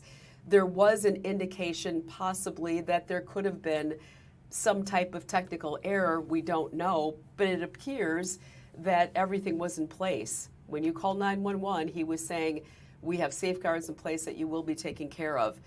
The director there, Tony Bueno, did say, and I quote, in this case, we dropped the ball. So he is admitting that the City of Milwaukee's Department of Emergency Communications dropped the ball on this 911 call that came in on Monday, the 27th. The 99-year-old who was assaulted was taken to the hospital and was treated, and the suspect in this case, as we see here, has been arrested. Milwaukee police arrived at about 8:23 by the time they got there, and medical personnel were able to enter the home and again get to that resident who was taken to the hospital for treatment of her injuries. The director that we heard from, Tony Bueno, said he has not spoken to the 99-year-old victim, but he would like to. We do know that that victim was treated, presumably doing okay, at least physically. Obviously, emotionally, there's going to be trauma. That's all we know about the victim, that they're alive, they've been treated for injuries, and obviously they're going to be getting a lot of counseling. And that Tony Bueno, the director there, would like to talk to that victim and find out exactly how they're doing. The suspect, all we know is that it was a 22-year-old man. They've been arrested, and criminal charges for protocol will be referred to the Milwaukee County District Attorney's Office. But again, DEC is simply saying that they are looking at everything involving the situation. They are deeply saddened, and that they will go ahead and review this to make their agency better, stronger. He also, at the end of the interview, did put on a side note that we do a good job to the 2,000 calls that we receive every year. In fact, we're getting an award. That is what he just told Sam Kramer. But in this case, this was a major ball drop, and even he admits to that. A 2-hour response, is egregious, and everybody knows that. It's a heartbreaking story. We will have to wait to see exactly what happened there, what's going to happen to these employees. We don't know. And was there a side conversation? We don't know. We had that 911 call in Fox Local, but that's where things stand now. We're trying to get a hold of Sam just for a little bit of a debrief if we can, but he's still in the midst of that interview. So we will wait and see if he's got anything to glean for this going forward. I'm going to put this on a quick break. We'll take a quick break, see if we can get in with Sam and regroup. But again, we'll have much more in the days to come because there are still a lot of questions that need to be answered. The good news, though, the victim has been treated for injuries and hopefully on the mend and doing okay. Take a quick break. We'll be right back.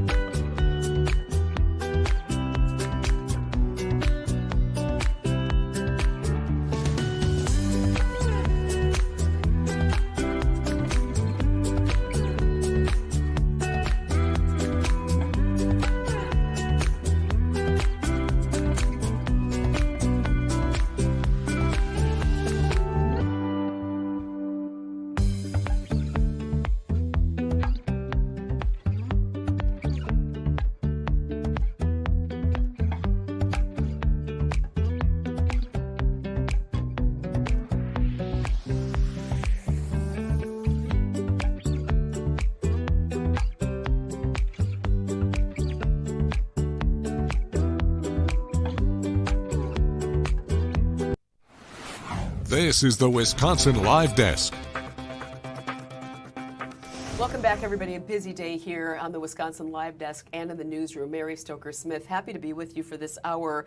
A lot going on. We're going to try again to talk to Sam Kramer about what you just heard from the director of the Department of Emergency Communications here in Milwaukee about that distressing, delayed response to a 99-year-old victim. We'll find more as we glean more. We'll bring it to you, but we'll find more as soon as we continue to continue to dig in and get some information here on the record. But in the meantime, Sam is still working there, and we'll get you the latest as soon as it becomes available. Other breaking news story happening just today. Mandela Barnes suspending his campaign for Wisconsin governor, just announcing that today. Mandela had just said even days ago he was the front runner according to the latest Marquette poll in terms of his race to be the Democratic nominee for governor of the state of Wisconsin, just days ago saying that. And today, Thursday, we are learning that Mandela Barnes, former lieutenant governor for the state of Wisconsin, has suspended his campaign today. And now the field of Democrats in the partisan primary down to 4, the final 4. By the way, that Wisconsin primary coming up very soon on August 11th. So we do know what Mandela was saying. He posted a video announcement on X. He described the outcome of the election as life or death for Wisconsinites. He has said it's going to become very clear who our nominee is going to be. Now, I said from the very beginning when I launched this campaign that the number one goal was taking on and defending Tom Tiffany to deliver big wins for Democrats up and down the ticket. And now it's time to come together to focus our efforts on that one goal. So Mandela Barnes suspending his campaign, but clearly making a push for Democrats to rally around these remaining 4 nominees, and then ultimately who will become the victor and surge ahead to be on the ticket, the person that you'll vote for, eventually to become governor. But obviously he is making a push to keep Democrats in a strong lead and defend Republican Tom Tiffany. Again, we don't know much about it, but we do know about the poll he talked about was conducted, and that was among shakeups. Remember Crowley? He suspended his campaign and then re-entered the campaign after this poll, the most recent poll Barnes was talking about, was conducted. So again, this race, at least to be the nominee, has gone back and forth and back and forth. So Mandela Barnes again suspending his campaign and putting out that statement on X, and we're not exactly sure of all the details. There have been rumors and there have been innuendos. We do not know until we speak specifically with Mr. Barnes about what was the reason for suspending this campaign. Again, we do know there are 4 people left, and we have that August primary coming up on August 11th. So that was another big news here.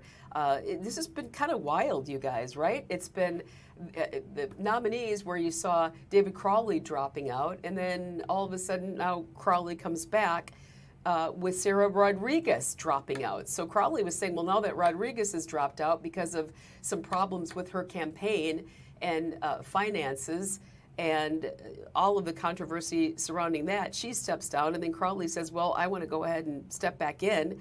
And then Barnes saying, well, so what, I'm in the lead, but now he's out. So it'll be interesting to see if David Crowley will gain any momentum in his campaign on the fact that Mandela Barnes is out. And let's be honest, they are both facing or looking at that same type of audience. You know, when we talk about the diverse pool running for governor, a lot of people are calling for more of a moderate candidate. Will one of those emerge to be one of the more moderate candidate? But of all the candidates now, David Crowley is also saying, you know, now we have one African American in the race, drawing on hopefully what he thinks will be some wins for him or some gains for him with black voters. Again, we will have to see. More coming on that announcement as we go forward, and we have just about 9 minutes left. We're going to take another quick break and regroup. We're going to look around the area, because one of the things that when I'm looking at the weather, as I told you earlier before we got to Sam's interview, the good news is we are dry after those harrowing stories that we have been hearing about all week from Menasha, from the Appleton area, and even down in Kenosha, all of the widespread damage from Monday's storms. It was brutal. The skies got black. Menasha took the brunt of things with an EF3 tornado ripping through that area, and some of the images there were unimaginable. Homes decimated, literally just knocked off the foundations there. People without a place to go, but so many places in shambles. And even in Kenosha, and I even noticed some damage in and around Milwaukee, not nearly as severe as that, but those storms came through, and in just that amount of time on Monday afternoon, just decimated many parts of the area that we have seen. We've seen those images from Menasha. We saw a lot of help coming from people around that area, but neighbors helping out neighbors who just lost everything. There were people there that said, I rely on my home for my business, and people who didn't have anything, power, water, everything for the people who did even have a house left was gone. And in fact, there was a boil water order placed in Menasha and then around the Appleton area. But again, if you didn't have power, you're not boiling water. And if you didn't have a chance to get any bottled water, what are you going to do? Red Cross volunteers always on the scene, but it was a mess in Menasha, and it will take days, no doubt, to clean up. Sadly, when we have talked about some of that cleanup, we were also reporting yesterday that there were looters out there. Hard to imagine, I know, who loots in the middle of tragedy, but there are people who do. There were looters in that area, but there's been just a tremendous effort to get that area back up and running. We're going to see if we can pull up. I'm not sure Delaney, I'm going to bring Delaney in there. Of course, we always want to at least hear from Delaney once during our time there. Hi, Delaney. Do we have any images that we can pull up on Menasha? I'm kind of putting you on the spot there, but Yeah, if you hit tag board, let's just, I can swap out. Let's do that. First storm This is what we do damage. behind the scenes, so you're going to behind the scenes look here, but I want to show you those images again because they are hard to get over. And that beautiful tiny knit town of Menasha up to our north here in Milwaukee, just about an hour and change, I'll call it, north of Milwaukee. Beautiful little town of Menasha. And let's go ahead and look at some of these images. I mean, it just looks, I remember seeing one home in particular, and it looked like almost a 3D generated movie pic there, where we just couldn't, I'm not sure why we're not seeing that a little bit better. I can see ourselves faintly in the background. I apologize for that. But these are just some of the images. Look at that block. Now, this is what's interesting to me, you guys. Look at that White House. Do you see that White House in the middle of your screen? Are you looking at that? That looks intact. But right behind, you see the roof ripped off, what appears to be a garage, and then 2 houses down, decimated. When you look at the house next to that, parts of the roof ripped off, and next to that, it's amazing to me how some homes are intact. Some areas of the street didn't see an ounce of damage, but when we take a bird's eye view of Menasha there, you see the widespread damage, but yet some places are fine. And I know there's the science behind that, and our meteorologists and weather experts have talked about that, but to me, it's just amazing. And then those homes that were intact, presumably, were the people who were helping out, hopefully, even though they likely did not have power. Hopefully they were able to help out with water, etc. Look at the blue house there, if you are looking right at your screen as I am, to the right. Looks intact. Yeah, sure, there could be some foundational damage or damage we're not seeing, but there were a lot of places that were untouched. The places that did get touched really got walloped. Poor Menasha, it is going to take a long time for them to get back up and running and rebuild. We do know Red Cross volunteers, as they always are helping the displaced, and we do know that there were looters out there. Part of the reason that there was a curfew as well put in place in Menasha for the evening. But again, people who maybe want to try to get back to their home, it can be really tough because you never know if there are down power lines or any areas that you just don't know where there could be a dangerous situation that you're entering. So we're going to continue to keep our eye on Menasha, and again, our hearts just go out to people there rebuilding and trying to reclaim their lives after that EF3 tornado touchdown on Monday afternoon, just like that. It was crazy. We'll take another quick break and give you another look around the area because there is good news for those cleaning up in Menasha and around the area, and especially in Kenosha too, where they saw some damage. Looks like we're going to have a beautiful weekend. That's some good news. We'll take a look at that when we come back. Keep it right here in Fox Local.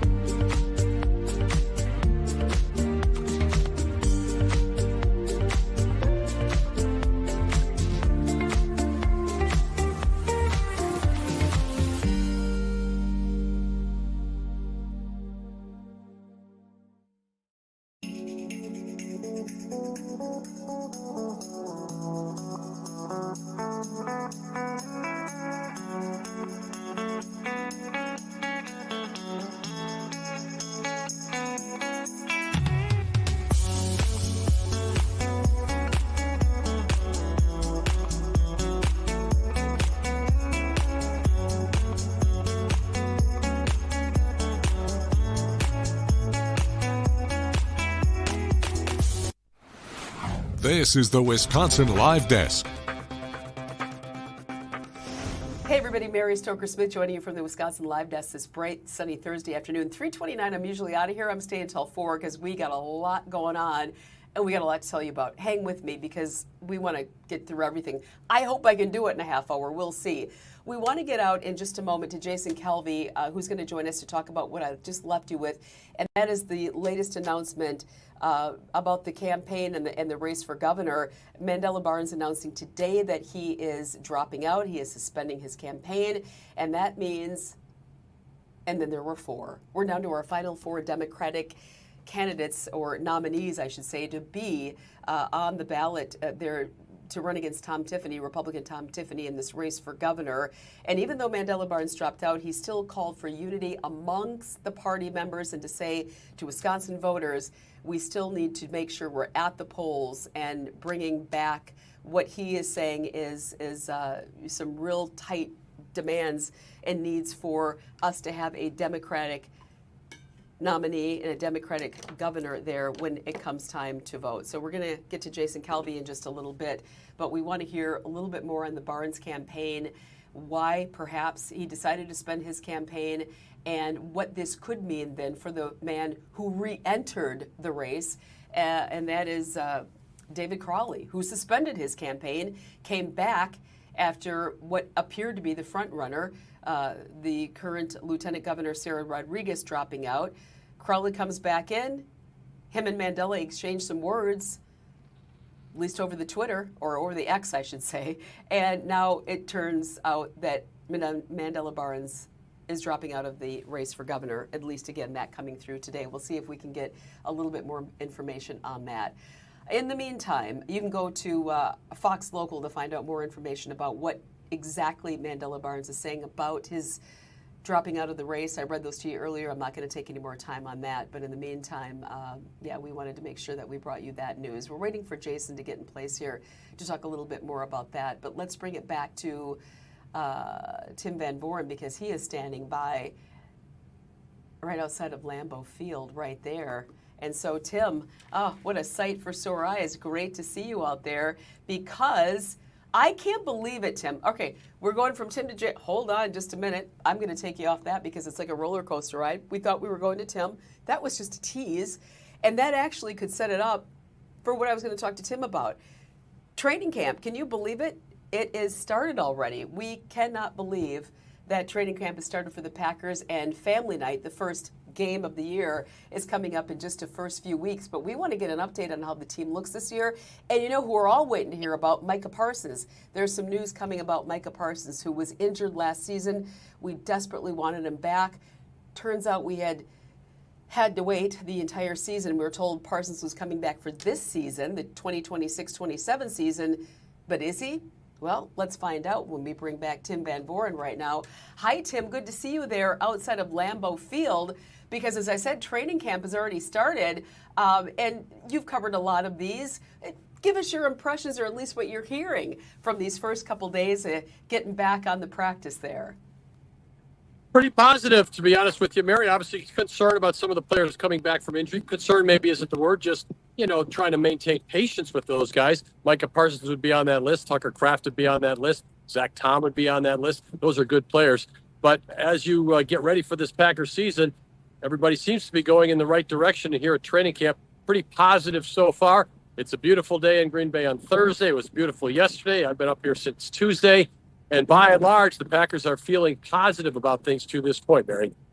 I mentioned Micah Parsons earlier. We missed him last season sorely, and it's almost like we had a countdown calendar, a clock, at least in our heads, of when he would make a return because of his presence.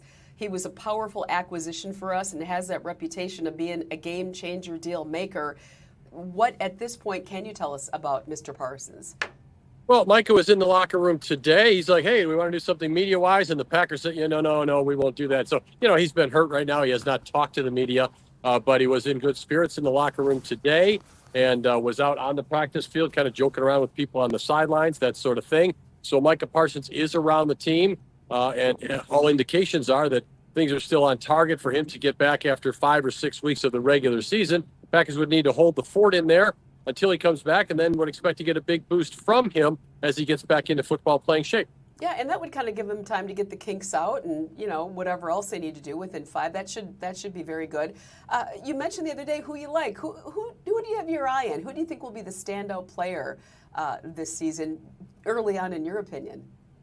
Lucas Van Ness has made a very good early impression on the defensive line, and since we're talking about Micah Parsons, Van Ness is one of those guys the Packers need to step up with Parsons out, but there's also a great opportunity for him to step up with Parsons out, and Lucas Van Ness can really come up with a signature type season himself, waiting to put up some big stats for the first time in the NFL, but has really shown some progress in the offseason. The Packers are excited about him. The top draft choice, Brandon Cisse, has made a good early impression. He's a cornerback. Matt LaFleur today saying he's one of the youngest players in the league, but he's a very mature young man. They're excited about him. They also got a linebacker who used to play with the Indianapolis Colts, Zaire Franklin, who's not a real big guy, Mary, but he carries a big stick, if you know what I mean. He's a leadership guy, and he's going to be holding his teammates responsible. So those are 3 guys on the defensive side of the ball. I think you could eagerly wait to see what they could do.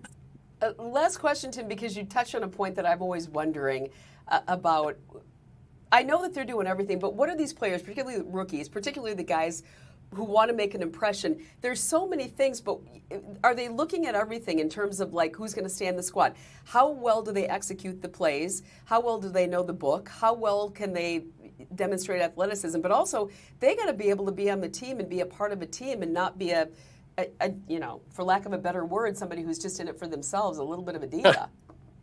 Well, you're right. A couple of points there. The theme here from different players in the locker room and General Manager Brian Gutekunst, when you talk about a team, is we have plenty of individual talent. We have to play as a team. Those are the teams that are successful in the NFL. The teams that play together, get their guys working on one page and then go forward. So there's that.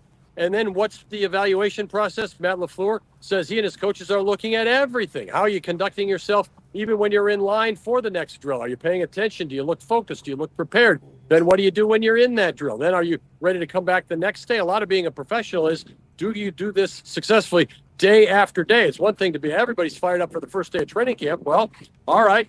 Last night you went to bed, you got back up. How do you look on day 2 of training camp? All that is being evaluated by this coaching staff and every NFL coaching staff, because that's what it takes at this level. Yeah, exactly. And that's what's always so interesting to me is it's another world in the NFL. We've seen some players flourish who perhaps weren't a huge draft pick or didn't do as well in college. And then you see people, and I'm just picking on him because I think he's a tremendous guy, but Ron Dayne, a Heisman winner, great guy, great athleticism, but didn't really have a huge NFL career that lasted terribly long, right? Yeah, he played with the Giants and the Texans coming out of the University of Wisconsin, and his size and his game just didn't translate to the NFL very well. Yeah. And then he got banged up a little bit, and it was hard to kind of find his stride at the professional level. So all the accomplishments, a Tim Tebow, for instance, one of the most decorated college quarterbacks going, wasn't really terribly successful at the NFL level, did get to the playoffs with the Denver Broncos and played in the league for a little bit, but he didn't play like a Heisman Trophy winning quarterback would at the next level. That's been true of several players. That Heisman Trophy is a recognition of what you do in college. It does not necessarily guarantee professional success. And here tonight, they'll have the Packer Hall of Fame induction, Mary. Tramon Williams is one of the players who'll be going in, very popular former Packers cornerback. He wasn't drafted at all coming into the NFL. Yeah. Had just been a great athlete in college and found himself on an NFL roster, winding up having a great career and being recognized here tonight. Yeah, just goes to show slow starters can get it done too. All right. Tim, you're never a slow starter. Look at you. Appreciate it. We'll see you later on the newscast. We'll let you get back to work. Terrific, Mary. Thanks, Tim. Have a great afternoon. Thank you. You too. Tim Van Born, come on. What else do we need on a Thursday afternoon? I didn't want to ask Tim about this because it really is a news story and separate, but also it will be interesting to see what happens in the aftermath of the Tony Romo arrest. As you may have known by now, so many people following the story, Tony Romo, former quarterback from the Dallas Cowboys, was arrested on operating while intoxicated. taken into custody last Thursday, July 23rd, and now the body cam video has come out. That is on our website, of course, and on Fox Local. I've also put it on my Instagram page if you follow me, and it'll be interesting to see what happens there. He's a commentator now for CBS Sports, and again, we have the video of him going through those field sobriety tests. We see his mannerisms and his performance of that, failed the DUI or the OWI field sobriety test, and was arrested on charges of driving under the influence. He had asked multiple times to call his lawyer before he took that test, and he was denied, which is standard protocol. Deputies can say, no, we're doing the test, and then you can call your lawyer. It'll be interesting to see what happens to his career after that. We don't know yet. We don't know if he'll still be able to be a commentator or how his career will go after that arrest. But more on that in the coming days, we are sure. And as soon as we learn more information, we'll bring it to you. We're going to get a quick break in, try to get to Jason Kelby here about this political shakeup, if you will, in the race for governor. Be right back. Keep it here on Fox Local.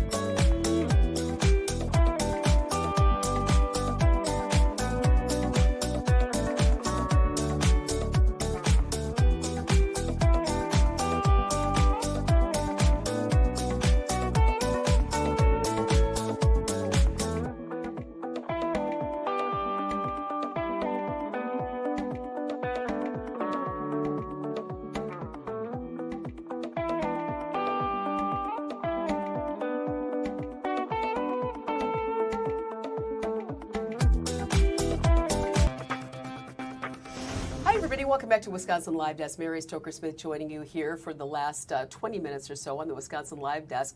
Let's bring in Jason Kelby right away because we talked a little earlier about big news in the political world, if you will, and that is Mandela Barnes announcing just today on Thursday that he is going to suspend his campaign for governor. Jason, when you heard this, let me ask you two questions off the bat. Were you surprised, and what do you think is behind it?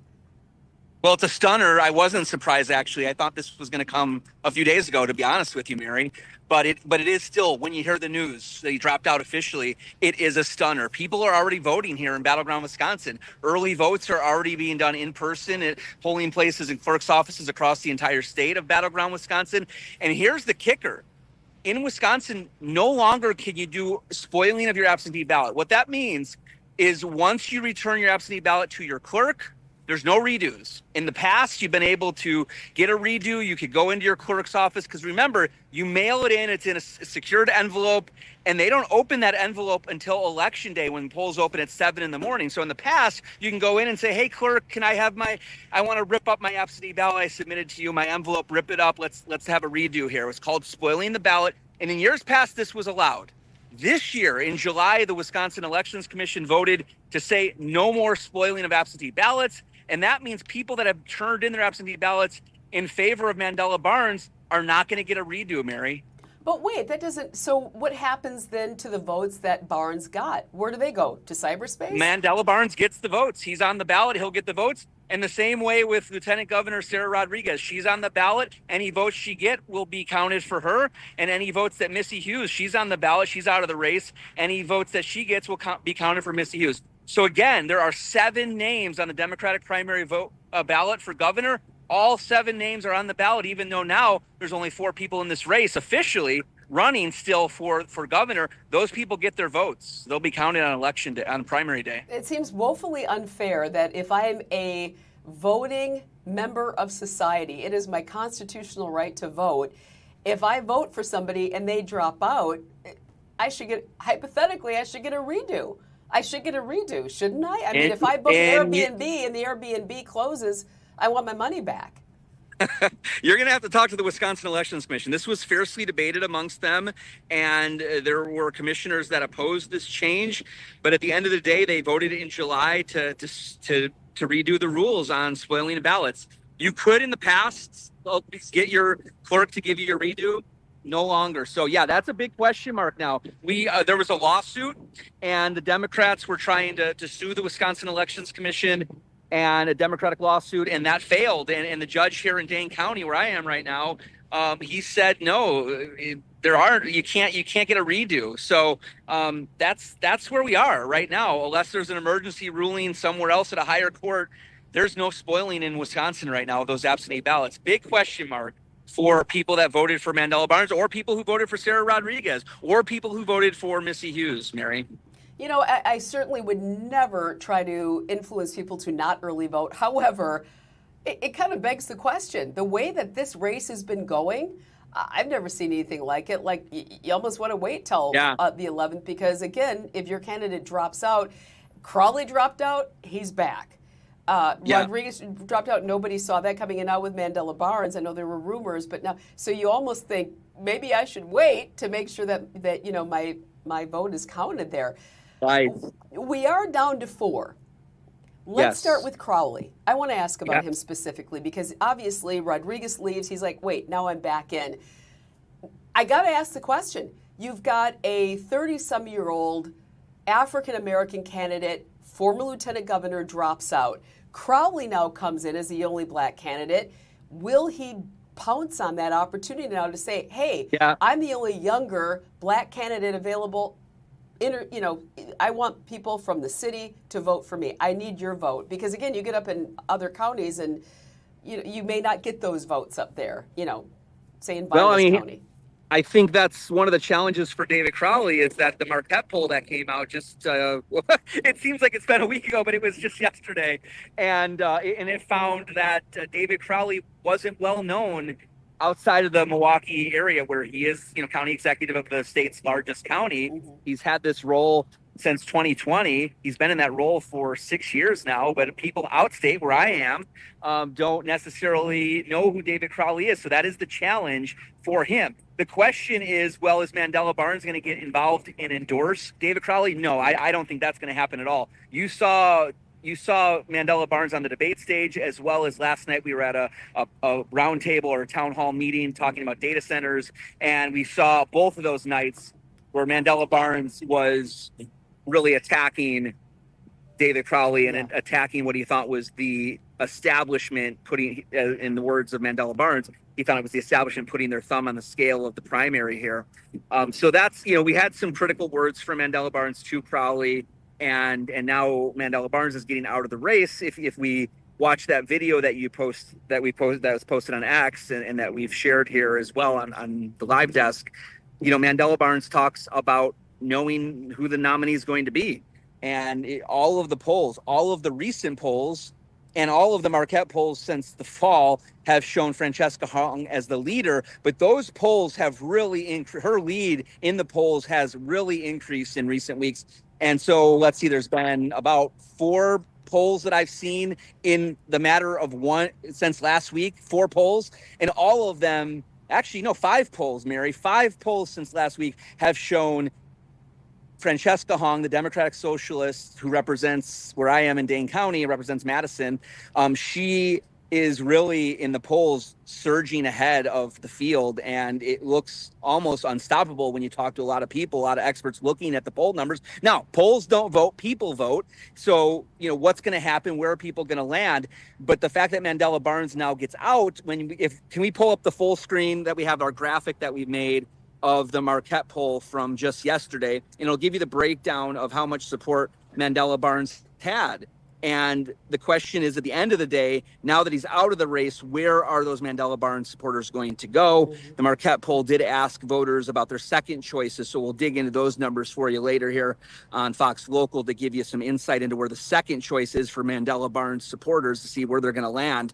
I would imagine some of them are going to land with David Crowley, but I also feel like some of them are going to land with Francesca Hong. And what do you think about Brennan? I mean, with him being as low as he is at one point, it seems like he had picked up some steam. But with 2%, do you think he would go in that direction? Potentially. I think he's still in the race here, but I think now the attention of Mandela Barnes dropping out really brings up the question of where those supporters are going to go. It seems to me, watching that video, that Mandela Barnes is suggesting that Hong is probably going to win the nomination. And, the question is, why get out? Governor Tony Evers, was asked about this today, and he said it must have been something very important. He doesn't have any insight exactly why Mandela Barnes is getting out.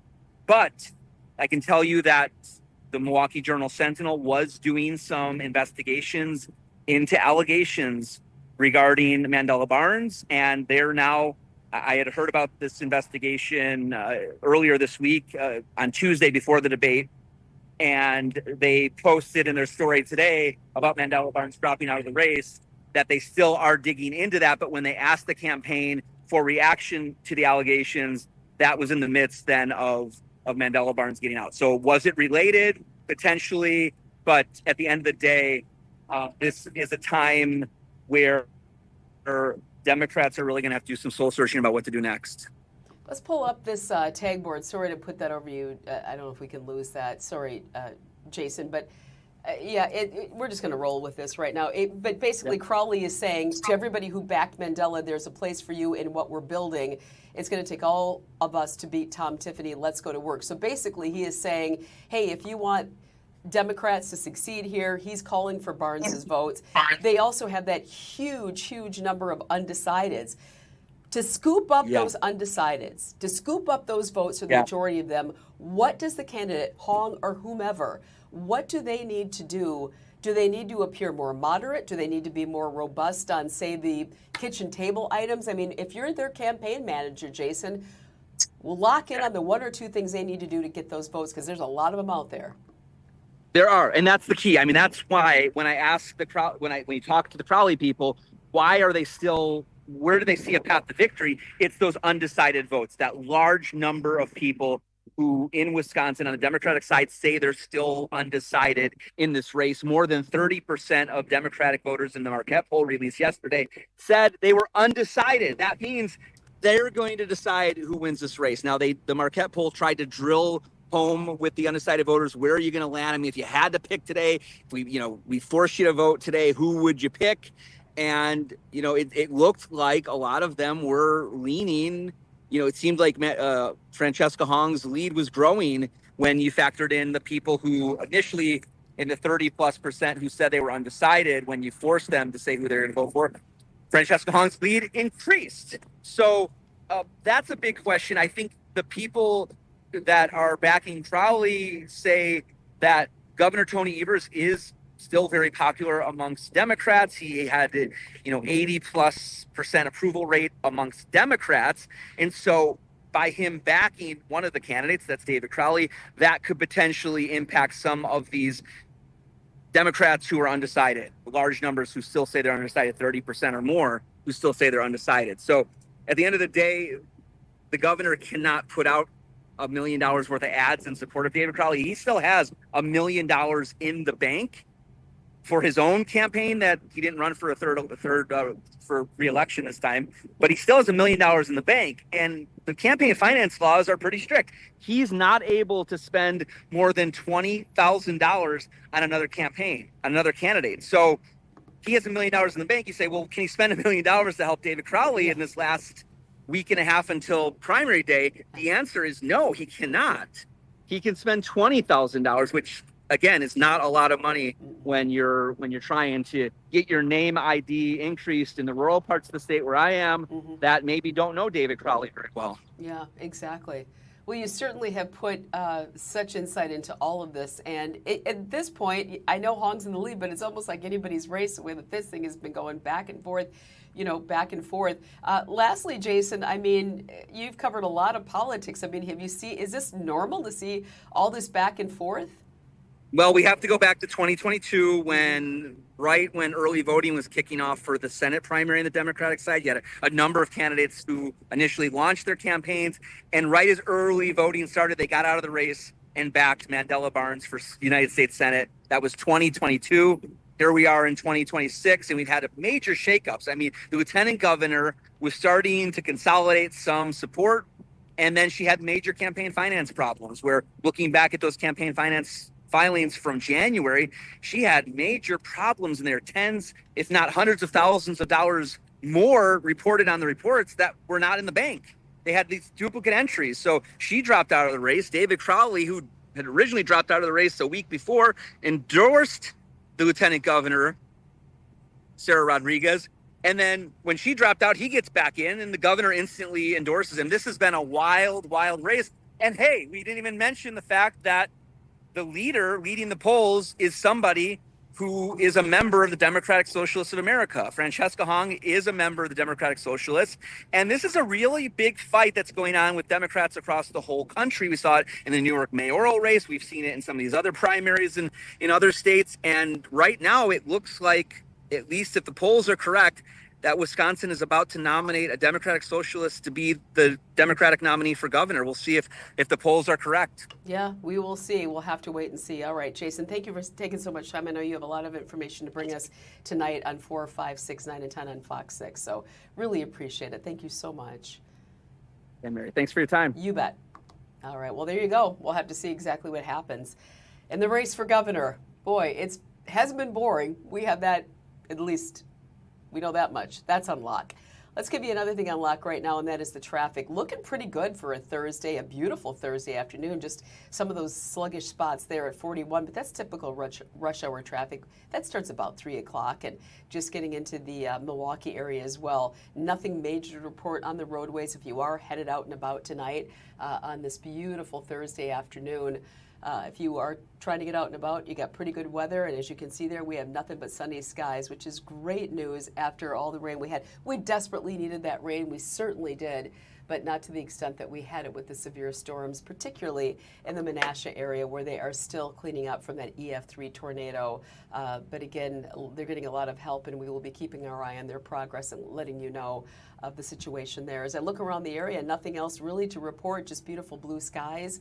Hopefully for the rest of the weekend, it looks like the temperatures will be pretty good, and no Canadian wildfire smoke. That's also a bonus to get out and get some fresh air as we enter August on Saturday, August 1st. Before I leave on Sunday, August 2nd, Ted and I will be up in Cascade for their volunteer firefighter parade. Hope you can join us. We'll be there at noon, Cascade on Sunday. Hope to see you. We have some candy we're going to throw out, so join us. Great to have you along here. I'm going to sign off, and we'll see you next week.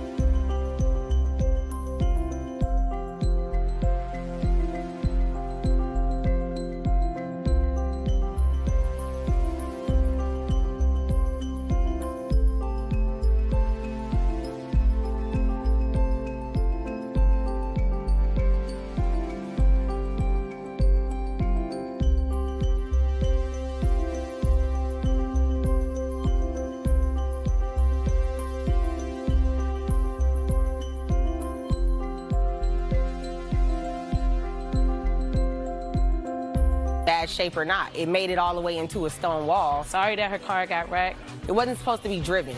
So whether or not it was in bad shape, and I did not mean to hurt her in any way. She shouldn't have known that it was because it was supposed to be parked.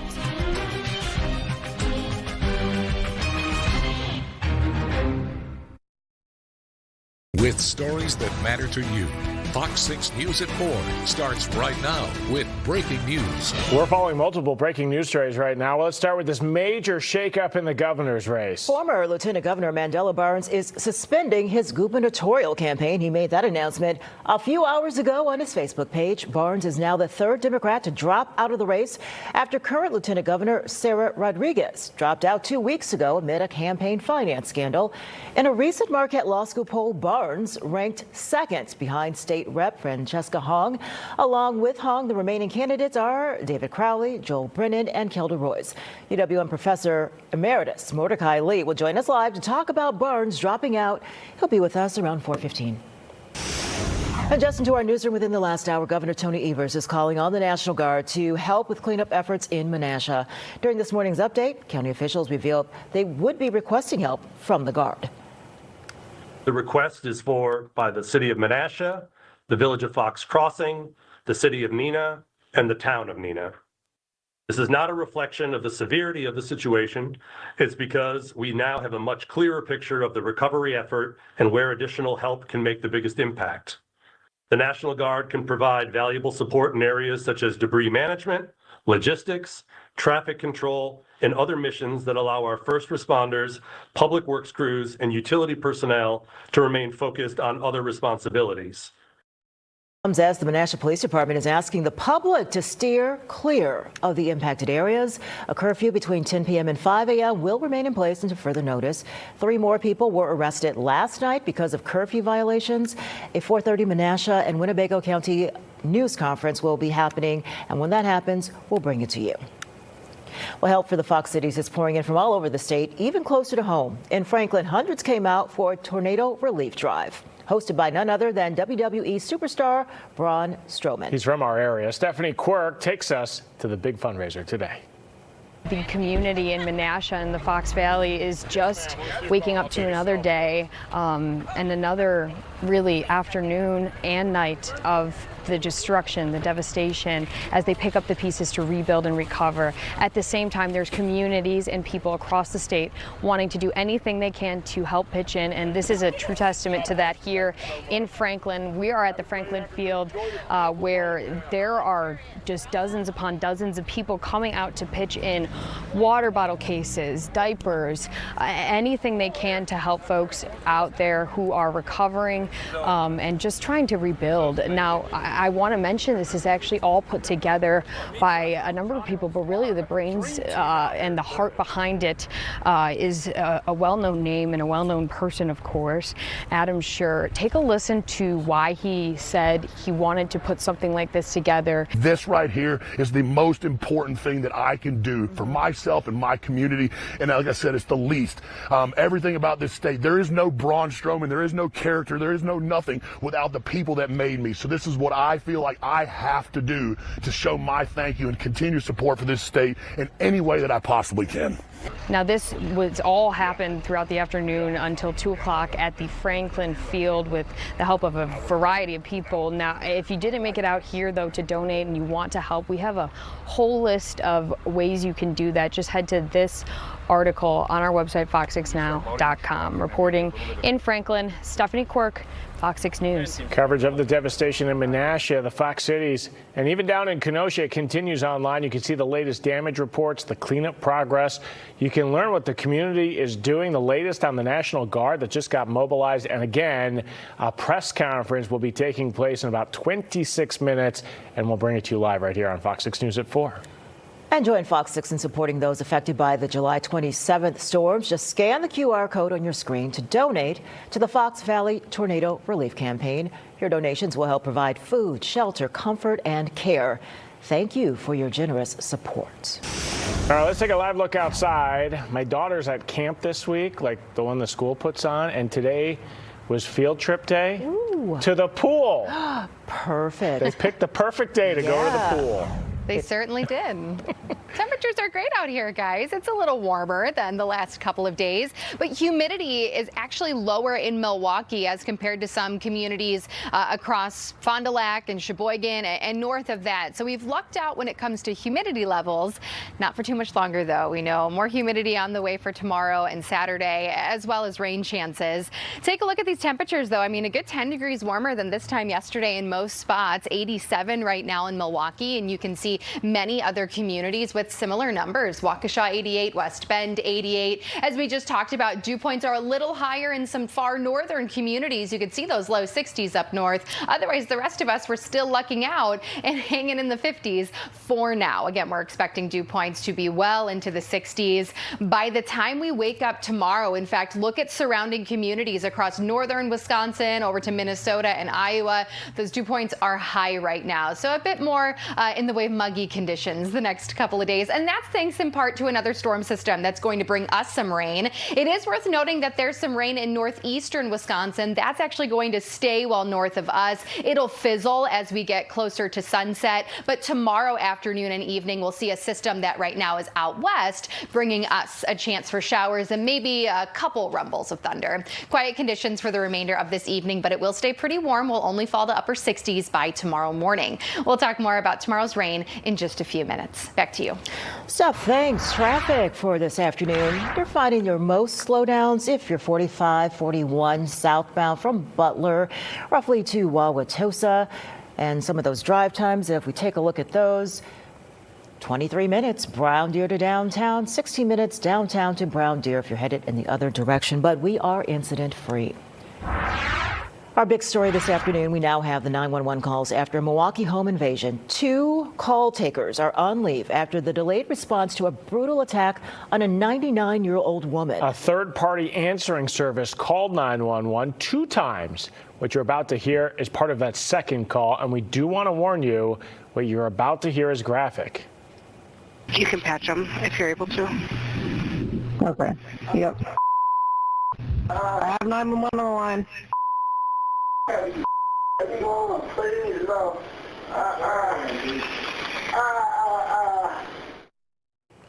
Police and fire, they were not dispatched until more than 2 hours later after the 99-year-old woman called 911 herself, saying she had been beaten. And we are going to play part of that call for you now. Another part, again, we want to warn you that these details are graphic.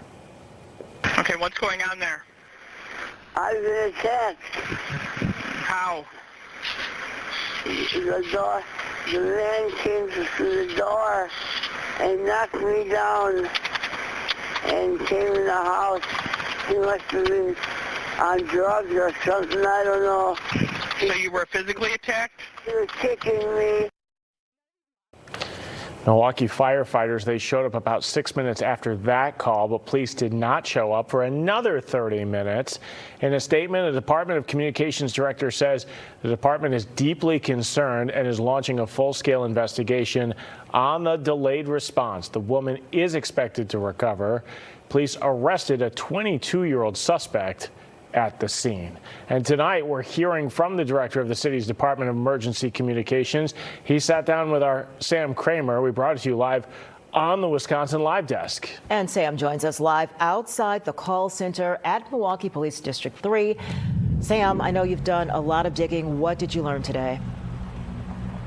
Yeah, hi there, Ben and Kim. We learned a lot. Now, frankly, this investigation is still very much in its early stages. They have not interviewed those 2 call takers, and that title is important. I'll explain more on that in just a minute.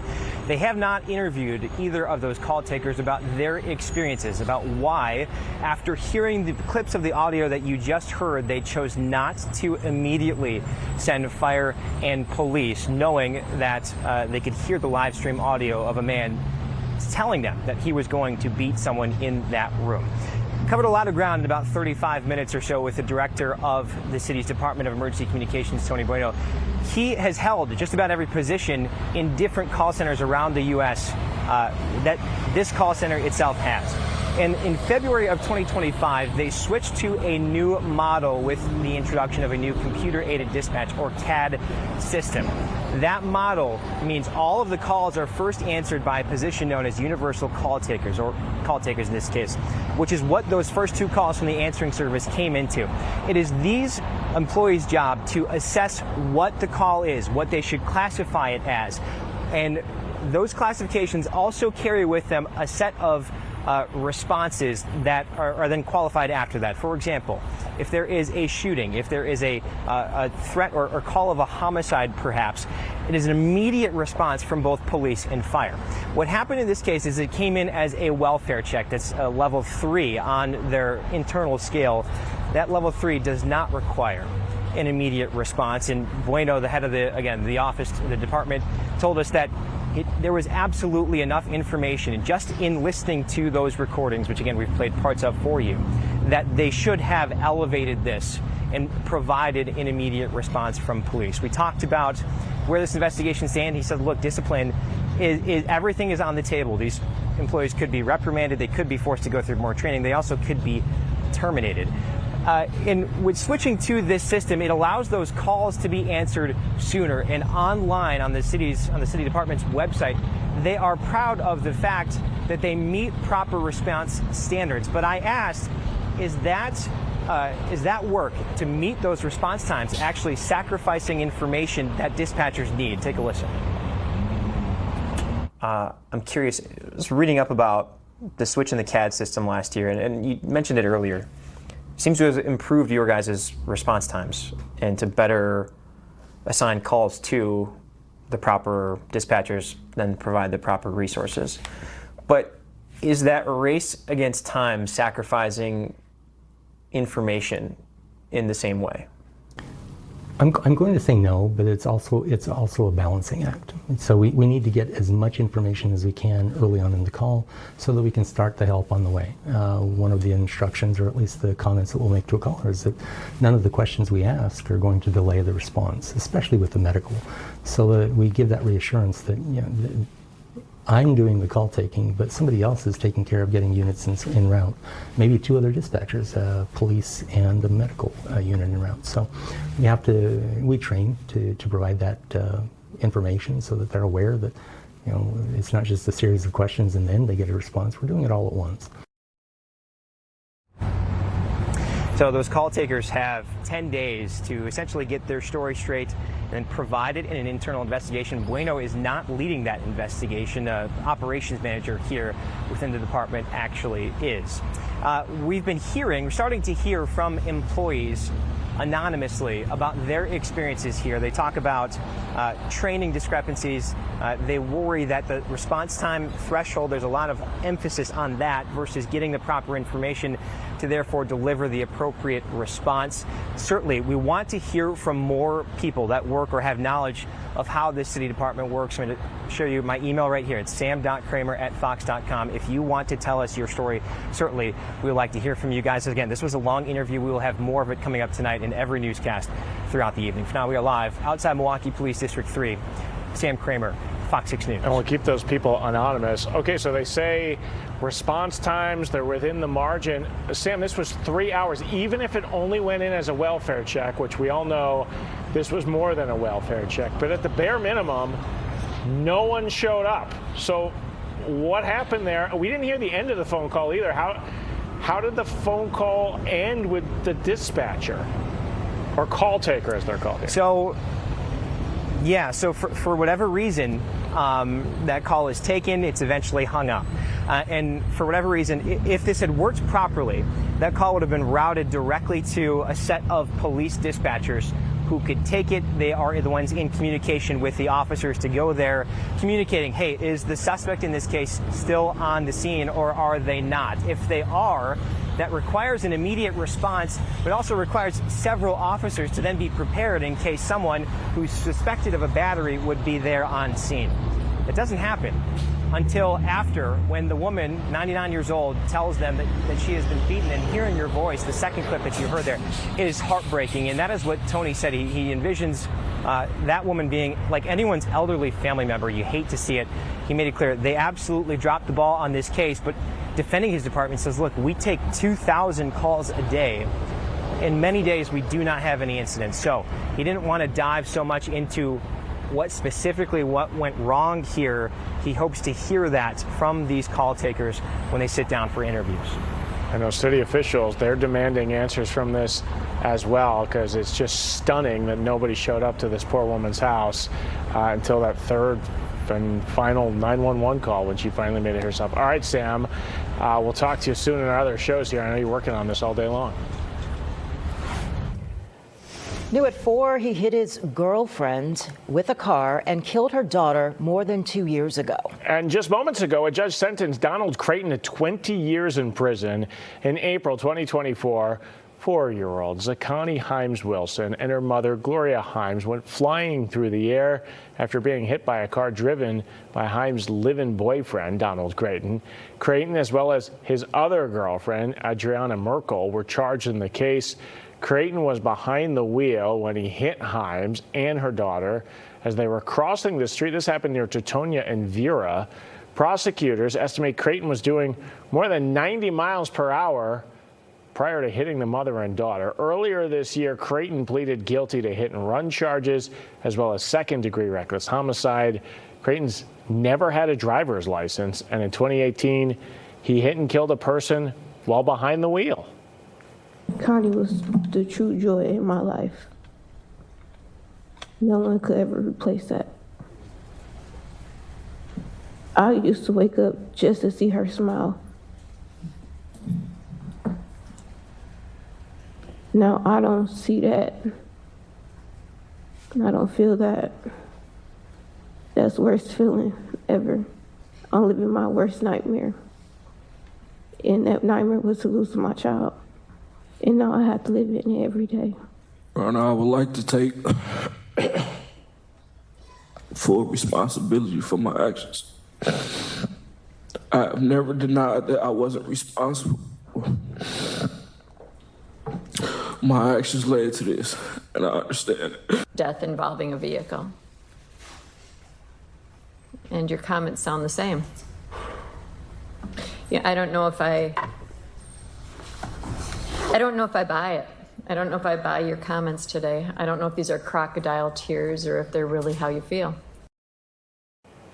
When Creighton is released from prison on supervision, he's not allowed to drive a vehicle. The maximum sentence Creighton faced was 40 years in prison.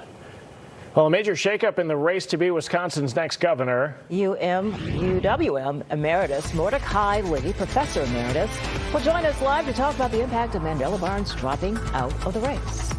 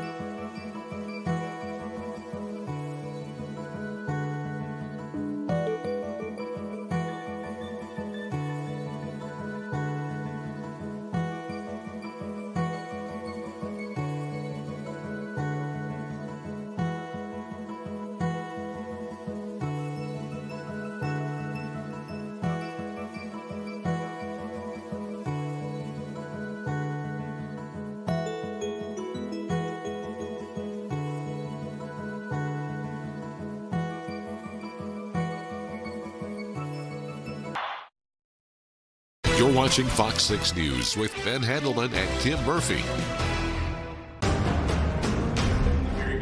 When I launched this campaign, that the number one goal was taking on and defeating Tom Tiffany to deliver big wins for Democrats up and down the ticket. And now it's our time to come together, to focus our efforts on that one goal. We have to do everything to be. Mandela Barnes releasing that statement. We continue our breaking news. The Barnes campaign has suspended. UWM Professor Emeritus Mordecai Lee joining us live now to discuss the impact on the primary. I was shocked at this news today, Mordecai. What's your reaction just to hearing that he dropped out so close to this primary election? I was amazed, just like you. The last couple of weeks have almost been like a roller coaster of news. And it's almost been like there were various primaries. Each poll had an impact with somebody dropping out. And so the poll that came out just yesterday was like a primary. And he saw that he wasn't moving anywhere and really had to swallow hard, had to swallow his pride. You've got to admire somebody who's willing to do that. And he dropped out. He faced the reality that he wasn't going to win the primary. The question is, what changed in less than 24 hours? There was a debate last night. We heard from a candidate who says, I'm the best person to win. Kim, I think what changed was the results of the poll that were released just the day before.